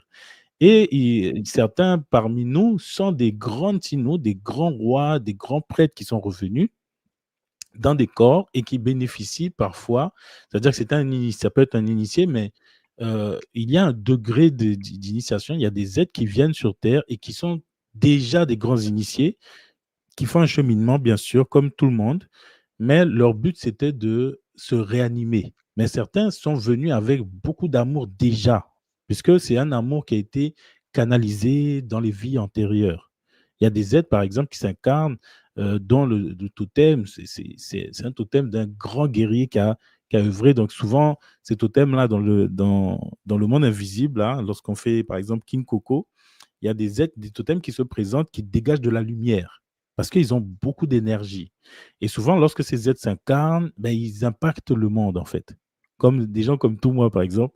Donc, ils impactent le monde parce qu'ils ont déjà un background, ils ont déjà vécu, ils ont déjà fait de grandes choses. Donc, lorsqu'ils meurent, soit lorsque la communauté est préservée, structurée, ben, ils faisaient en sorte de conserver justement leur ADN pour permettre aux Mpangui de bénéficier encore de leurs connaissances un maximum. Mais lorsque les Shintaori, lorsque les êtres sont venus taper nos civilisations, justement, ils récupéraient justement ces ADN, les momies de nos anciens, là, ils récupèrent ces momies, les crânes, etc., euh, pour emprisonner ces êtres-là, les empêcher de partager leurs connaissances, leur puissance, et les empêcher de revenir. Donc, maman, en fait, on est vraiment dans un jeu, quoi. C'est-à-dire, Voilà, il était une sauvegarde. effectivement. C'est ça. Et ça restitue encore l'ampleur du travail qu'il y a à faire pour libérer tout ça. Mhm. Parce C'est que ça. pour que ces êtres-là se réincarnent dans notre réalité, il faut leur libérer. Il faut pouvoir les Mhm. libérer. Et ça fait partie des missions que nous autres qui sommes conscients dans cette réalité avons à faire pour pouvoir permettre que le divin se densifie encore plus dans la matière. Matondo, alors Effectivement. nous avons un gars Kimbana qui nous a rejoint sur le plateau. Mbote maman. Beauté, maman. Beauté, beauté, les Beauté. penguins, Mbote, Beauté, beauté, j'espère maman. que vous allez bien. très très bien Oui, maman. très bien. Et Alors, toi-même? Matondo, ben, justement, je rentre sur le plateau parce que je suis vraiment concernée par le Kabbalah de Ntouma aujourd'hui pour avoir perdu un proche très récemment. Et je voulais faire un Kabbalah, que ce soit sur cette perte, mais sur aussi une tante que j'ai perdue il y a quelques années. Et en fait, cette tante vivait avec son mari en Guadeloupe et son mari est mort dans la maison d'une crise cardiaque. Et depuis la mort de son mari, on aurait pu dire que c'est le chagrin, mais je sentais vraiment qu'elle était attirée vers le bas, en fait. Elle est tombée dans l'alcoolisme et c'est vrai que chaque fois que je venais dans la maison, je sentais une lourdeur, mais ça faisait pas longtemps que j'étais dans l'école à ce moment-là. J'arrivais pas bien à identifier ce dont il s'agissait. Jusqu'à ce qu'en fait, elle dépérisse, elle est devenue anorexique, elle dépérisse, elle est tellement tombée dans l'alcoolisme qu'elle en est morte, en fait. Et un jour, je suis arrivée dans sa maison et je l'ai trouvée morte. Et sa fille, n'ayant pas pu se déplacer, Hem, beh, c'est moi qui ai tout géré, en fait, la vente, de ces objets dans la maison et chaque fois que je venais dans la maison, je me sentais vraiment très, très mal. Quand je sortais de la maison, j'avais l'impression de qu'on avait absorbé toute mon énergie, que je sortais sous les rotules, en fait. Vraiment, totalement vidée de mon énergie. Ah, Elle a chuté. oui, Elle va nous revenir. C'était un Kabbalah très intéressant par rapport au sujet hein, effectivement. cette consommation de notre énergie par les morts qui n'ont pas traversé. Donc, elle nous revient. Mpangui, Ah, il y a par la maman suite, Karen. Si vous souhaitez partager Et il y a vos maman Karen qui expériences, nous rejoint également. n'hésitez pas. Beauté maman. Beauté Beauté les maman, Pangui, comment allez-vous? beauté Très très maman. bien, c'est magnifique. Ça fait plaisir Ah, de vous voir. ben, toi pareil, ça te fait plaisir de te revoir. Plaisir partagé. Ouais. Je tenais à participer parce que le Kaboula est magnifique. Matondo à notre Longhi, Matondo à Mfumu Kimbangu. Vraiment. Je vais pas rester longtemps, mais je voulais témoigner. On parlait justement du rituel de Ngaloufwa. Et c'est une conversation que j'avais il y a quelques jours avec mon papa. Et papa Ntouma parlait tout à l'heure en fait de l'importance de pardonner. Et c'est une discussion qu'on a eue en fait concernant les histoires familiales, hein, puisque c'est ce qui nous relie. Et je lui ai expliqué comment le prisme par lequel on voit les choses à travers la tradition. Et ce qui m'a fait plaisir, c'est que il a été ouvert à ce message. Je lui ai expliqué le totémisme, hein, ce que nous pratiquons à l'école, et comment l'école m'a permis moi-même de comprendre en fait ce qu'on appelle la mort, qui n'est autre que l'âme hors du corps. Et ça reste complexe parfois par rapport à l'éducation, par rapport à donc l'âge aussi de chacun, mais c'est important. Et il a entendu. Et ça, c'est magnifique. C'est vraiment magnifique parce que ça veut dire que c'est tout un prisme. Ça ouvre en fait une fenêtre de perception. Moi, pour ma part, quand ma maman est partie en 2002, je vivais à l'époque en Martinique et elle a eu un accident. Elle est tombée, elle a eu un problème cérébral et en fait, elle avait une tumeur au cerveau. Et lorsque on m'a appelé pour me dire ta maman a eu un malaise, au fond de moi, j'ai su qu'il y avait un problème. Mais c'est-à-dire que ça allait pas être quelque chose qui allait revenir. On n'allait pas revenir en arrière. C'est-à-dire qu'elle n'allait pas revenir à l'état initial. Et donc ça, on le sait, on le sent. Bon, j'ai gardé un état mental positif, émotionnel, ce qui n'était pas facile parce que forcément la famille autour s'agitait et je restais dans une forme de droiture, entre guillemets, on va dire ça comme ça, en disant aux gens, mais écoute, pour l'instant, elle n'est pas partie, elle est encore là, donc tu ne peux pas dire qu'elle est déjà morte, parce que certains me disaient, mais ta maman est partie alors qu'elle était encore là, elle se battait. Jusqu'au jour où elle a décidé de lâcher, c'est-à-dire elle a des problèmes de santé, et elle a décidé de lâcher. Donc le corps effectivement a aussi lâché, puisque l'esprit a dit bon ben là, l'âme a dit non, c'est bon là, on n'en peut plus. Et en fait, quelques mois sont passés, et en plus elle a eu son malaise le 24 décembre. Hein. Pour ceux qui sont à l'école, c'est la fête du soleil noir. Donc c'est pas anodin tout ça. Début février, là, je sens qu'il faut que je parte. Et je lui avais dit, hein, parce qu'après, on l'a mise dans un coma, je lui avais dit, tu sais, il faut que je vienne te voir avant que tu ne fermes les yeux, vraiment. Elle m'a dit, non, non, non, tu as les enfants en bas âge et tout, ne fais pas de frais. Mais au fond de moi, je savais, donc je me prépare. Et finalement, je pars. Le jour de mon départ, les Pangui, je suis en train de m'habiller, je partais avec ma dernière, que j'allaitais encore, donc je partais avec elle, elle avait tout juste 1 an. Et je me prépare, je suis dans la chambre, donc je viens de me doucher, je vais prendre l'avion. Et là, je sens l'odeur de ma maman. Mais ça fait plus d'1 an que je ne l'ai pas vue. Et je me dis, ça c'est maman. Et c'est l'odeur que je connais. Effectivement, elle était venue me dire au revoir. Donc, dans l'avion, bien évidemment, j'ai pleuré, mais je savais en fait que j'allais en France, parce qu'on m'attendait pour la débrancher, débrancher la respiration artificielle. Et je savais qu'elle était déjà partie, donc je partais en fait, je savais déjà. Quand je suis arrivée à l'hôpital, la famille attendait. Et là, en fait, j'étais dans une paix assez incroyable. Quand je fais le parallèle plus de 20 ans plus tard, j'étais dans une paix et quand on m'a laissé dans la chambre avec elle, donc on l'a débranchée et le cœur s'est arrêté tout de suite. Donc du coup, qu'est-ce que j'ai fait? J'ai chanté pour elle. Pour l'accompagner à l'époque, je lui ai dit, maman, tu peux partir en paix. Je continue. Et je ne sais même pas pourquoi je lui ai dit ça. Mais il y a quelque chose au fond de moi qui me disait, Karine, tu reprends le flambeau. Donc c'est ce que je lui ai dit. Je lui ai dit, maman, je continue. Tu peux partir en paix. Et j'ai chanté pour elle, je me suis excusée de tout ce que je n'avais pas fait, enfin voilà. Elle a fait son cheminement.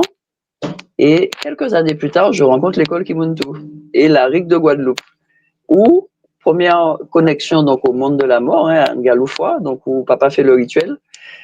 Et là, il nous avertit de l'ambiance parce qu'on avait fait d'autres ateliers pour ceux qui étaient présents. Et je suis là et je me dis, mais il se passe rien en fait.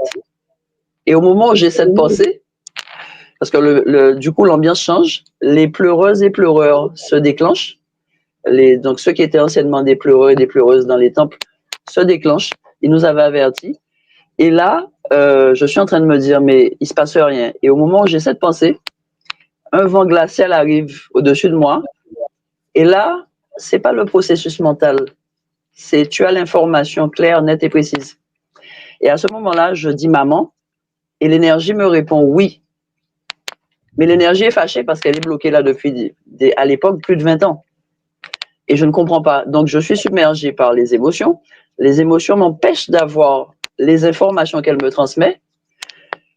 Et elle me dit des choses, mais je ne les comprends pas. Mais pourtant, c'est ça qui est extraordinaire. Et c'est là où je reviens sur ce que disait papa tout à l'heure. C'est qu'en fait, on n'est pas ce corps. Donc, j'ai téléchargé dans mon corps les informations que j'ai reçues longtemps après, quand j'ai été calmée émotionnellement. Mais ce jour-là, on est resté un moment, donc c'était assez profond. Et à ce moment-là, à un moment, tout le monde nous dit, ben, vous allez les laisser partir. Il est temps de les laisser partir.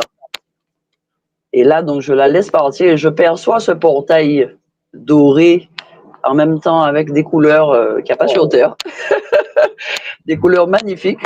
Et je perçois en fait l'ouverture et je perçois aussi qu'elle passe en fait. Et là, waouh, l'atelier se termine. Tout le monde nous dit, mais il va falloir vous réveiller, revenez et tout. Et là, mais je suis submergée par les émotions parce que là, je réalise en fait, même avec beaucoup d'incompréhension, hein, à l'époque, j'avais écouté le Disumu Masumu, le cours, mais on ne comprenait pas tout. Et c'est petit à petit en fait. Et après, quand j'ai raconté ça, donc j'ai fait mon kaboula, je me disais, mais c'est pas possible. En fait, je ne comprenais pas sa colère. Eh bien, vous savez, c'est quand je me suis calmée émotionnellement, les émotions sont passées et il est bien passé plus d'un an que les informations qu'elle m'avait données sont descendues. Donc, elles avaient été téléchargées, mais c'est comme si tu as téléchargé un fichier sur ton ordinateur ou sur ta clé, mais tu n'as pas encore réussi à l'ouvrir. Tu n'as pas le logiciel d'exploitation pour ouvrir en fait ce fichier. Et c'est après que j'ai compris. Et là, je me suis dit, waouh. Alors, tu parlais tout à l'heure, papa, de la RIC Bretagne, mais ce sont des événements à vivre, hein, les Pangui. Pour ceux qui n'ont pas encore vécu une RIC, ça vaut le détour. Parce qu'effectivement, on a besoin de comprendre, mais pas avec le mental. C'est vraiment avec notre conscience, ce qu'est en fait cet autre univers que la mort. C'est vraiment important.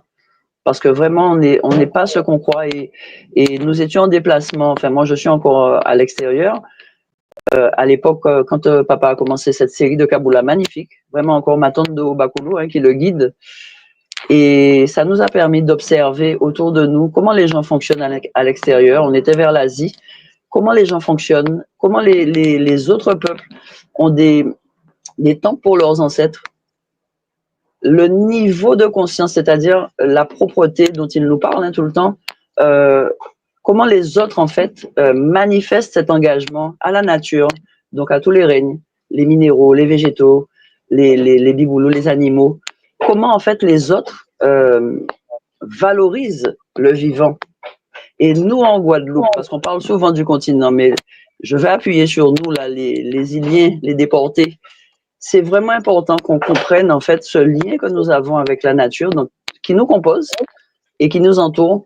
Parce que quand je vois comment on peut jeter des canettes, des bouteilles, des mégots, des papiers au pied d'un arbre, alors que nos frères et sœurs de l'autre côté, parce que ce sont des frères et sœurs, hein, des Pangui, vont valoriser l'arbre. Ils vont pas le couper pour mettre du ciment, carreler le sol. On a vraiment à comprendre ça, parce que tant qu'on n'aura pas fait le lien avec le vivant, ce vivant-là qui nous compose et qu'on regarde en disant la nature est belle, la nature ceci, mais on l'a pas encore intégré suffisamment. Et tant qu'on n'aura pas intégré ça, on va être dans cet état. Parce que ce sont des alliances vraiment qu'on doit refaire avec tous ces règnes-là. C'est vraiment important. Voilà, c'est tout ce que je voulais vous dire. Vous dire Matondo, merci. Et vraiment, vraiment, c'est très, très riche. Ça fait du bien. Ah, c'est magnifique. Matondo Kuton Kabula maman. Alors, il y a Ngakimbana qui est revenu était là tout à l'heure et qui est revenu. Beauté maman. Oui, On te redonne la parole. Matondo, je pense que je vais pas remettre la caméra parce que le réseau est un peu compliqué là. Matondo, maman Karine, pour ton intervention, même si j'étais en train d'essayer de me Matondo à toi aussi. j'ai pas encore tout entendu.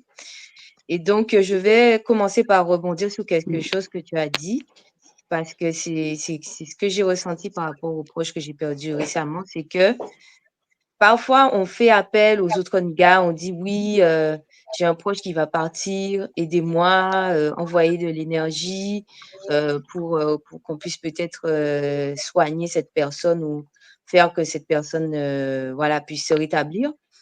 Et j'ai vraiment ressenti par rapport à ce proche qu'en fait, que son heure était venue et qu'elle allait partir. Et que donc, en fait, voilà, c'était pas, il y avait pas à se débattre justement pour essayer de maintenir cette personne en vie, qu'elle allait partir.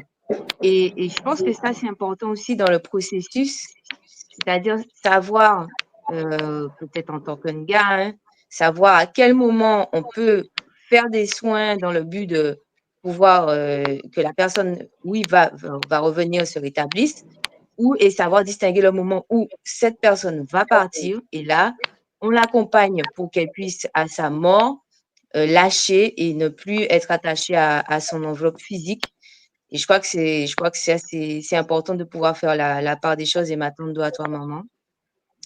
Et je continue mon propos avant que ça ait coupé. Je disais qu'on n'avait quand même pas tout perdu puisque dans les veillées en Guadeloupe, les veillées traditionnelles, on joue du tambour, ça chante, il y a des blagues, il y a des gens qui sont là pour donner des blagues, pour que ça soit animé, la famille est présente. Et en fait, finalement, quand on regarde les veillées traditionnelles, c'est pas des moments qui sont tristes. Ce sont pas des moments qui sont tristes où les personnes sont accablées et tout. Certes, il y a ceux qui restent autour du corps et qui pleurent, etc. Mais quand même, dans la veillée traditionnelle, on fait en sorte que ce soit pas un moment qui soit triste. Et je repense à une anecdote, ma grand-mère qui a perdu son mari qui est mort assez jeune. Et une de ses filles n'a pas pleuré. Elle ne pleurait pas. Et en fait, on l'a tapée en fait pour qu'elle pleure. Parce que on lui a dit, faut que tu pleures, sinon tu vas pas le laisser partir, ou sinon. Et là, c'est vraiment l'inversion en fait. C'est là où on se rend compte vraiment que on nous a totalement inversé parce que on nous dit faut pleurer pour laisser partir la personne, alors que voilà, c'est l'inverse. Après, maman, comment gérer sa douleur? Ça, c'est quelque chose parce que certes, parler là maintenant et dire oui, il faut pas pleurer, voilà, c'est vrai que on comprend, mais parfois, parce que quand c'est vraiment quelqu'un qui est proche, comment gérer sa douleur? C'est ça le truc. Est-ce qu'on peut pleurer, mais si on est vraiment éloigné du mort et pas beaucoup? Comment faire que si on pleure quand même, que ça n'ait pas trop d'impact? Voilà, je crois que tout le monde avait parlé plus ou moins dans un kaboula, mais je suis vraiment, vraiment heureuse de ce kaboula parce que ça tombe vraiment à pic. Et c'est vrai que ce deuil, je le gère différemment en essayant de parler à mes proches et de leur expliquer que, voilà, si tu la retiens, ben, elle va rester là à errer, en fait. Et que ça sera pas bon pour elle parce que en fait j'essaie pas de dire oui mais même pour toi parce qu'ils vont pas comprendre puisque ce sont des gens qui sont pas dans la tradition, mais je dis même pour elle en fait, tu l'aimes, c'est quelqu'un que tu aimes, tu as pas envie qu'elle soit en train de errer dans un monde où en fait un monde physique qui ne lui appartient plus et dans lequel elle va souffrir parce que Ntouma nous expliquait bien que au moment de l'enterrement, si la personne ne s'est pas suffisamment séparée de son corps physique, elle va ressentir des choses. Quand on la place dans le frigo ou de la morgue, elle va ressentir le froid. Elle va ressentir sa décomposition carrément. Donc, si tu aimes cette personne, il faut vraiment lui permettre de se détacher de son corps physique et faire ce travail, de la laisser partir. Et pour en venir à ma tante qui vraiment me pompait, ma tante et son mari, qui pompaient mon énergie quand je venais chez eux pour vider leur maison, c'est grâce à un soin de Galoufois qu'elle est partie, elle est passée avec son mari et plein d'autres personnes, et j'étais bien étonnée d'ailleurs, qui a fait que ce lien a pu se rompre parce que je la voyais en fait. C'est-à-dire que je voyais l'image d'elle quand je l'ai découverte morte dans sa maison, qui surgissait à tout instant, à n'importe quel moment, des moments pas opportuns du tout, qui surgissait devant mes yeux en fait. Et c'est seulement lorsqu'on a fait ce travail pour faire passer son âme que je n'ai plus eu ces images et que ça m'a donné aussi énergétiquement, c'était mieux pour moi. Et puis le mort, il reste là des années et il oublie en fait parce que justement, j'ai eu à faire passer des morts qui ne savaient plus qui on était en fait. Et comme ils ne savent plus qui on était, on pense qu'ils ont encore oui, mais c'est mon père, c'est ma mère, il ne peut pas me faire du mal en fait. On pense qu'ils ont encore un amour, un quelconque intérêt pour nous, mais ce n'est plus le cas parce que petit à petit, ils oublient qui ils sont et ils ne sont obsédés que par récupérer une énergie vitale qu'ils n'ont plus en fait.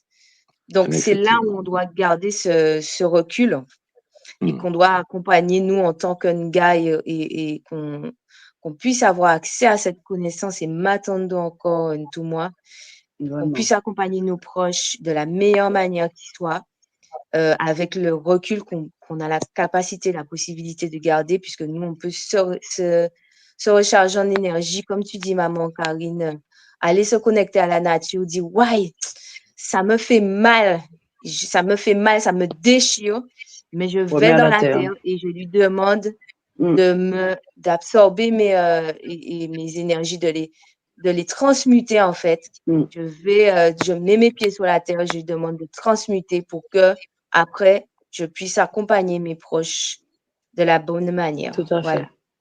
Donc c'est l'intervention que Ma je tante de voulais faire. maman.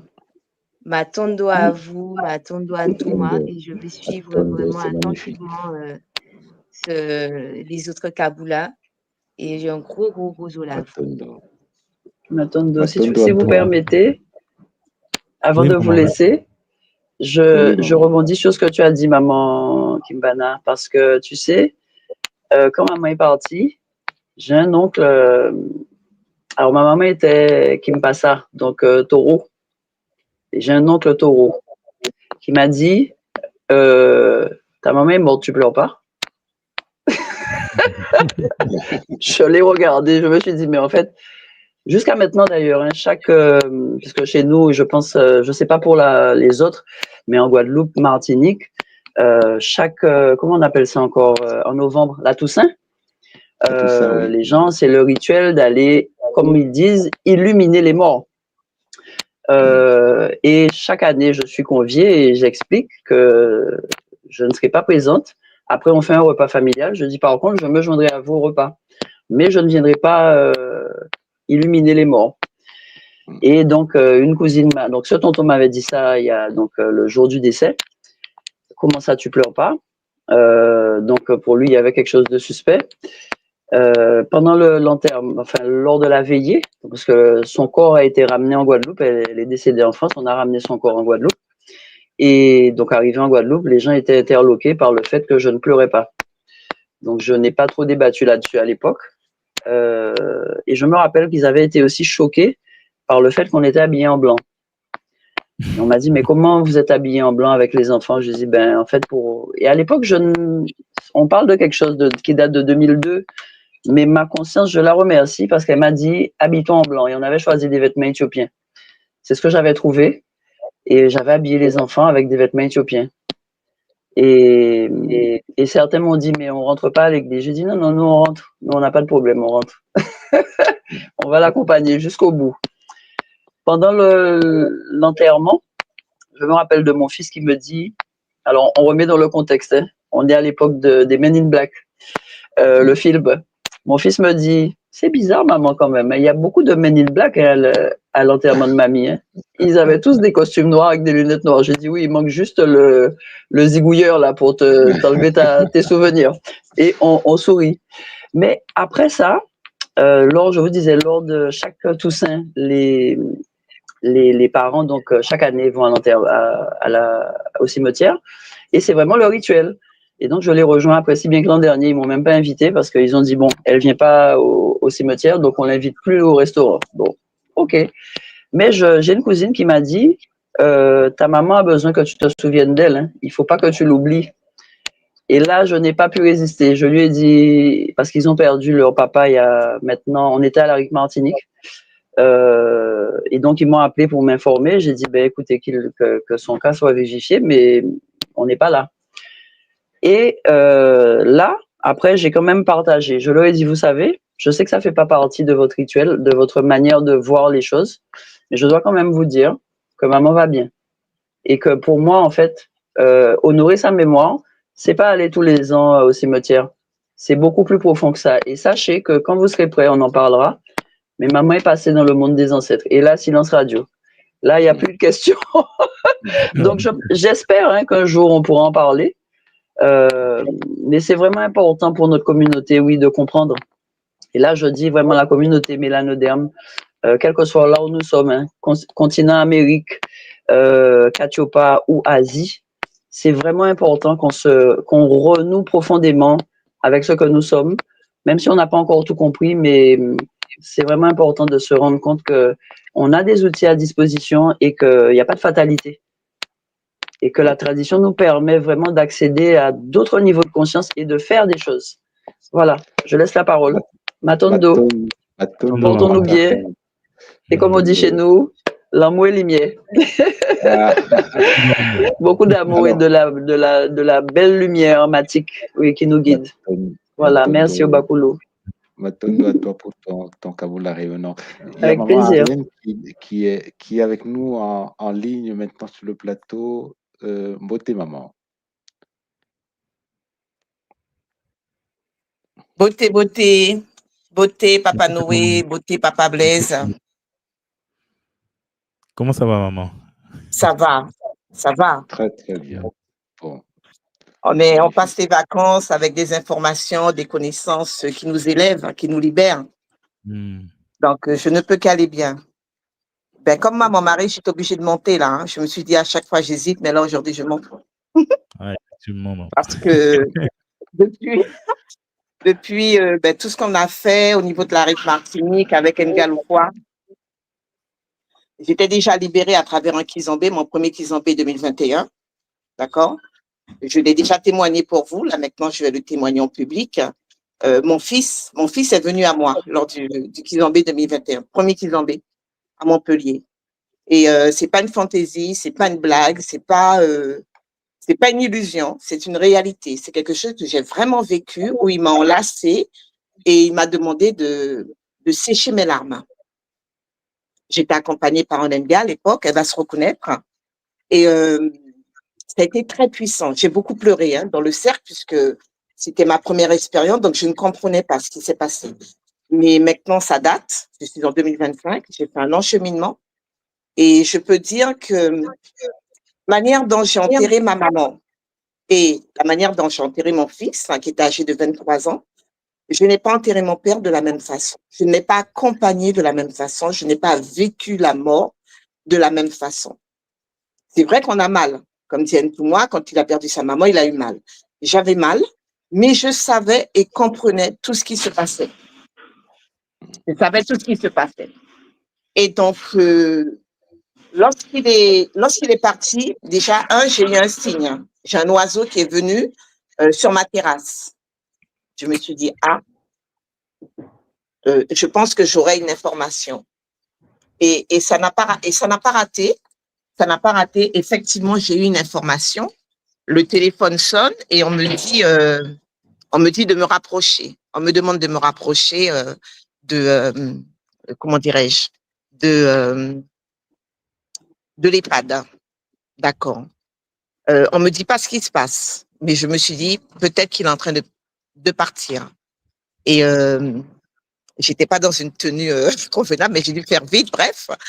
Et lorsque j'arrive, je vois mon frère qui est déjà arrivé. J'ai compris tout de suite qu'il était parti. Donc, nous sommes montés, on a appelé les autres frères et sœurs, on l'a entouré. Et je vous l'ai déjà dit, papa était musicien.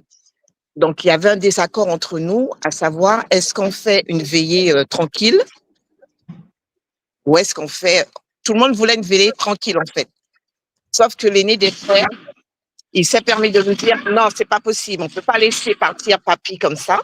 Papy, c'était un musicien, il faut faire une grande veillée. Je témoigne de ça parce que c'était puissant. On est autour du corps de papa. On nous a dit de prendre le temps qu'il fallait. On est resté 2 heures, si c'est pas plus, au moins 3 heures autour de papa. Et le sentiment que j'ai eu, c'était que c'était l'âme de papa qui nous guidait, qui nous téléguidait pour nous dire qu'est-ce qu'il fallait faire.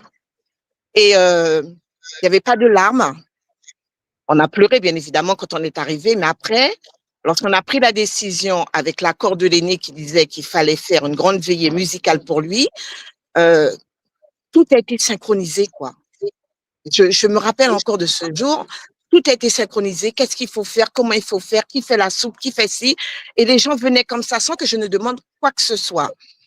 Et là, je me suis dit, papa, c'était pas un homme d'église. Il n'allait pas à l'église. Il me parlait beaucoup des 4 éléments. Et donc, à l'époque, bien évidemment, j'étais pas encore dans Kimuntu. Je ne savais pas ce que c'était les 4 éléments. Moi, j'étais une femme d'église, comme beaucoup parmi nous. Mais je me suis dit, là, il est content. Il a vu que sa fille s'est rapprochée de la vérité, a compris ce que c'est que la spiritualité, notamment la spiritualité africaine. Et donc, et jusqu'à aujourd'hui, ce que je peux dire, je dis Matondo parce que je suis portée par l'âme de papa qui m'a guidée jusqu'au cimetière, où il a eu une belle veillée musicale avec tous ses anciens musiciens et tout. Et je me rappelle encore les personnes, quand elles venaient vers moi, elles me disaient, mais Arlène, pourtant ces personnes ne savent pas ce que je fais. Hein. La plupart ne savaient pas que j'étais dans Kimuntu et tout ça. Je dis, je sais pas, Arlène, mais on aurait dit que l'âme de ton papa est là, tout se passe bien. Et j'ai répondu, j'ai dit, oui, l'âme de papa est là. L'âme de papa est là. Donc, il est parti au tambour, il est parti avec beaucoup de chants, avec beaucoup de musique. Et le jour de l'enterrement, la mise en terre, en général, je ne vais pas devant le trou. Je ne vais pas. Et là, j'étais devant le trou. Parce que pour moi, il n'était pas là, puisque l'âme sort du corps. J'étais convaincue que là, maintenant, l'âme sort du corps. C'est scientifiquement prouvé également. Donc, depuis, ce que je pourrais dire aujourd'hui, c'est que toutes les connaissances que j'ai apprises au niveau de l'école Kimuntu, notamment concernant la mort, je le vérifie, je l'expérimente et c'est une réalité. La mort n'existe pas. Ils partent dans une autre dimension, ils sont là. Nous-mêmes, nous partirons également dans une autre dimension. Et je me dis que la porte d'entrée dans Kimuntu doit être justement tout cet apprentissage concernant la mort. Voilà. Je ne vais pas trop m'étendre parce que je sais qu'on est déjà, on arrive vers la fin. Je dis Matondo, tout ce que vous faites, quoi. Matondo à la source divine unique, Matondo à Maman Nkosi, Matondo. Beaucoup de Zola, parce que je suis guérie du départ de mon fils brutal, hein, d'une rupture d'anévrisme, et il me manque, c'est sûr. Mais quand on a une compréhension de ce qui se passe, de ce qu'on est venu faire sur Terre, quelle est notre mission, pourquoi on est sur Terre, on doit partir. Comme m'avait dit une personne un jour, un ami m'avait dit, Marlène, écoute, on arrive, on a notre date de naissance, on n'a pas la date de départ, mais on a une date où on doit partir un jour. Et ça, c'est dans ma tête. Et lors de chaque décès maintenant, parce que j'ai vécu à travers l'accompagnement de mon père, lorsque j'entends un décès, j'ai entendu encore 2 décès hier, ça m'a beaucoup touchée, mais tout de suite, c'est comme si j'ai une connexion tout de suite. Je ne vais pas dire c'est comme si, parce que par moments, c'est vraiment ça.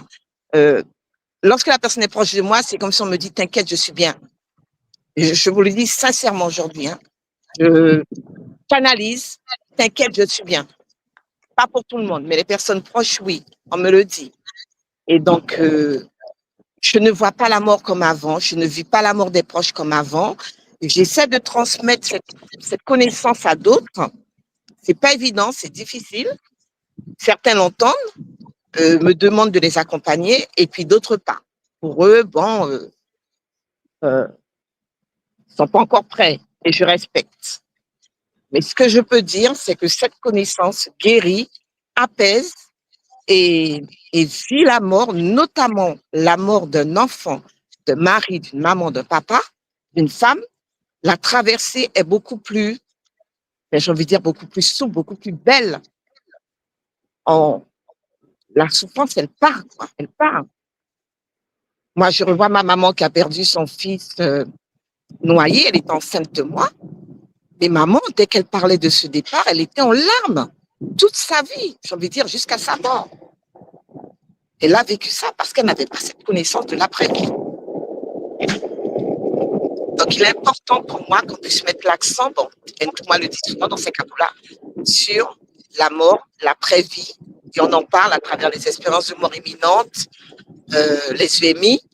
Donc, c'est un sujet pour moi qui est primordial, qui est très important, qui nous permet de vivre autrement. Oui, Voilà. Et effectivement. bien évidemment, le sujet de la sorcellerie, bon, je ne vais pas m'étaler, hein. Je m'éclate.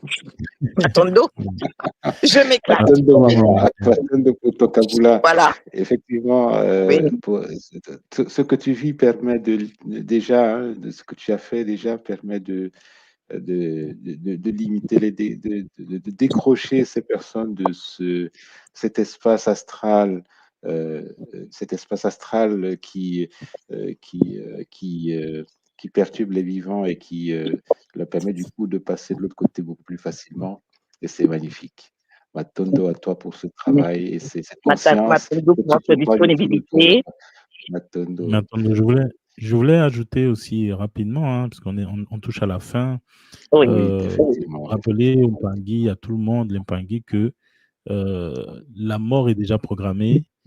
Et bon, le but pour nous vivants, c'est de faire tout ce qu'il faut pour protéger les proches, pour ceux qui peuvent. Par exemple, les gars, les Mpangui qui ont des techniques de protection, ou tout simplement parfois en envoyant de l'amour aux proches, aux personnes qu'on aime, et de se dire que de toutes les façons, la mort est déjà programmée et qu'il faut laisser partir. Il y a des êtres qui partent, qui viennent. Moi, j'ai vécu la mort assez bizarrement. Je vais pas trop m'étaler, mais j'ai perdu un enfant prématuré.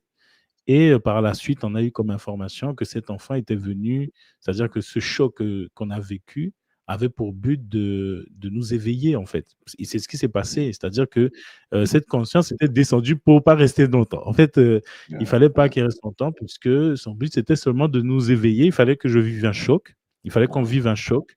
Et ça a fonctionné, puisque c'est ça qui nous a permis de nous éveiller. Donc, tu vois que effectivement, il y a des choses qui nous dépassent. Voilà, il y a des choses qui nous dépassent. La mort, en fait, nous sommes dans le monde de la mort d'ailleurs. Donc, nous sommes ici justement, parce que le monde de la densité, c'est le monde de la mort. Donc, c'est nous les morts. C'est nous les morts. Et je fais court, papa, excuse-moi, tu me permets de témoigner de ça. Je peux parler maintenant, je suis libre. Avant de rentrer dans Kimuntu, ben, c'était la même année, en milieu d'année 2021. J'avais rencontré, non, 2019, je suis rentrée Kimuntu 2021, 2019, j'avais rencontré un médium. J'avais rencontré un médium en métropole. Et là aussi, tout avait été synchronisé. Hein. Toute seule, je naviguais, je tombe sur les médiums qui peuvent rentrer en contact avec les enfants décédés. Et donc, je prends contact avec un premier médium qui me dit qu'il ferme, mais qu'il me met en contact avec Christine André, une grande médium reconnue. Elle a perdu sa connexion. Elle a perdu sa connexion, maman Arlette. Alors, ce que je vais proposer à Nganoé, c'est de dire le mot de la fin, parce que je pense qu'on touche un petit peu à la fin. On a largement débordé le temps. Oui. Papa, je te laisse dire le mot de la fin. Alors, rapidement, hein, papa, ce sujet est très intéressant. Moi, je suis resté sur ma faim, puisque Quand j'ai vu 1 heure, on avait fait 1 heure, je me suis dit non, mais Oui, attends, on a effleuré le sujet, mais oui, je suis content que tout le monde a déjà prévu la réponse à mes questions, puisque c'est un sujet très important. Le monde des morts, tu sais, hein, toi-même, hein, c'est effectivement. le Oui, sujet numéro 1. Notre but, oui, c'est, nous sommes des morts, certains sont venus aider des âmes à traverser. D'autres sont là, justement, ils ont besoin de traverser nous-mêmes. C'est-à-dire que étant venus aider, étant venus faire une certaine mission, notre but, c'est d'assurer aussi notre traversée à nous-mêmes tout à et fait. de permettre à ceux qu'on était venus aider à traverser. Donc, il faut rester focus là-dessus. Je sais que tout le monde avait abordé ce sujet vraiment magnifiquement dans trois conférences Mhm. sur le Disumu Masumu, donc Tout à fait. Mm. l'univers de la mort. Et il est très important, je me réfère à ce que maman Karine disait, hein, il faut éduquer notre communauté, notre peuple, parce que l'éducation a été biaisée depuis très longtemps. Mm. Les Shintaori, lorsqu'ils nous ont dominés, ont imposé une certaine manière de percevoir les choses. Et nous vivons dans une bulle. Hein. C'est très difficile de ne pas pleurer, même lorsqu'on est tout moi, Oui, de ne pas être triste, puisqu'on a été éduqué comme ça, c'est enfoui au plus profond de nous. Mais il faut vraiment dépasser ça et rentrer dans un nouveau paradigme. C'est le but même du travail sur la communauté. Donc, Matondo à tous les Mpangui qui ont participé, tous les Mpangui qui ont fait leur Kaboula, qui ont partagé leur expérience. Et j'espère que, j'espère que la suite sera à la hauteur de nos attentes. Donc, voilà, comme papa, Matondo à vous, Matondo, papa, Ngablez. Matondo Nganoé, c'est avec plaisir de partager ce plateau avec toi. Euh, Pareil. et, euh, et puis, je vais simplement. Là, j'ai affiché un taboula de Patricia Kouet-Koka qui dit que pendant plus de 18 ans, elle a pleuré le départ de papa. Depuis que j'ai fait passer papa de l'autre côté, je ne vois plus la mort comme dans le passé. Et c'est magnifique. Voilà, ce sera pour moi le mot de la fin. Et puis, c'est par le nom sacré de la source divine unique et toute cette dimensionnalisation que nous allons clôturer ce temps de partage, à la fois avec toi, mais à la fois avec l'ensemble des Pangui, que je remercie d'avoir participé à ce temps d'échange. Matondo, Zola, Matondo, Matondo, Zola, Zola. Zola.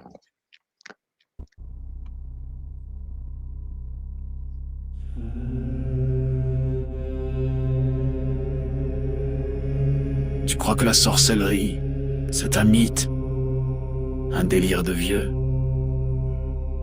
Non. Elle est là, silencieuse, invisible, présente dans ton quotidien. Ce que tu vis n'est peut-être pas le fruit du hasard. Tes douleurs, tes émotions, tes échecs, tes pensées peuvent être manipulées, programmées. Dans cette série de directs exceptionnels, le docteur Ntumwa Nswadi Kimbazi révèle comment les rituels occultes s'allient aux technologies neurocognitives, comment le contrôle mental moderne opère, sans trace, sans bruit, comment des attaques ciblent ton énergie, ton mental, ton esprit, comment démasquer les attaques invisibles, vampirisme, viol astral, sortilège, comment pratiquer des rituels de guérison et ériger des boucliers sacrés pour protéger ton âme et celle de tes proches. Et si l'on t'avait fait croire que tout était fatalité? La tradition Congo te guide pour reprendre pleinement ton pouvoir. Malongui, votre nouvelle émission Éveil, tous les jours à 13h, heure de Paris, en direct sur YouTube Tradition Congo et YouTube Fédération Kimuntu. Venez témoigner, échanger, partager vos expériences avec l'équipe Kimuntu. Épisode après épisode, nous dévoilerons les forces cachées qui gouvernent nos vies.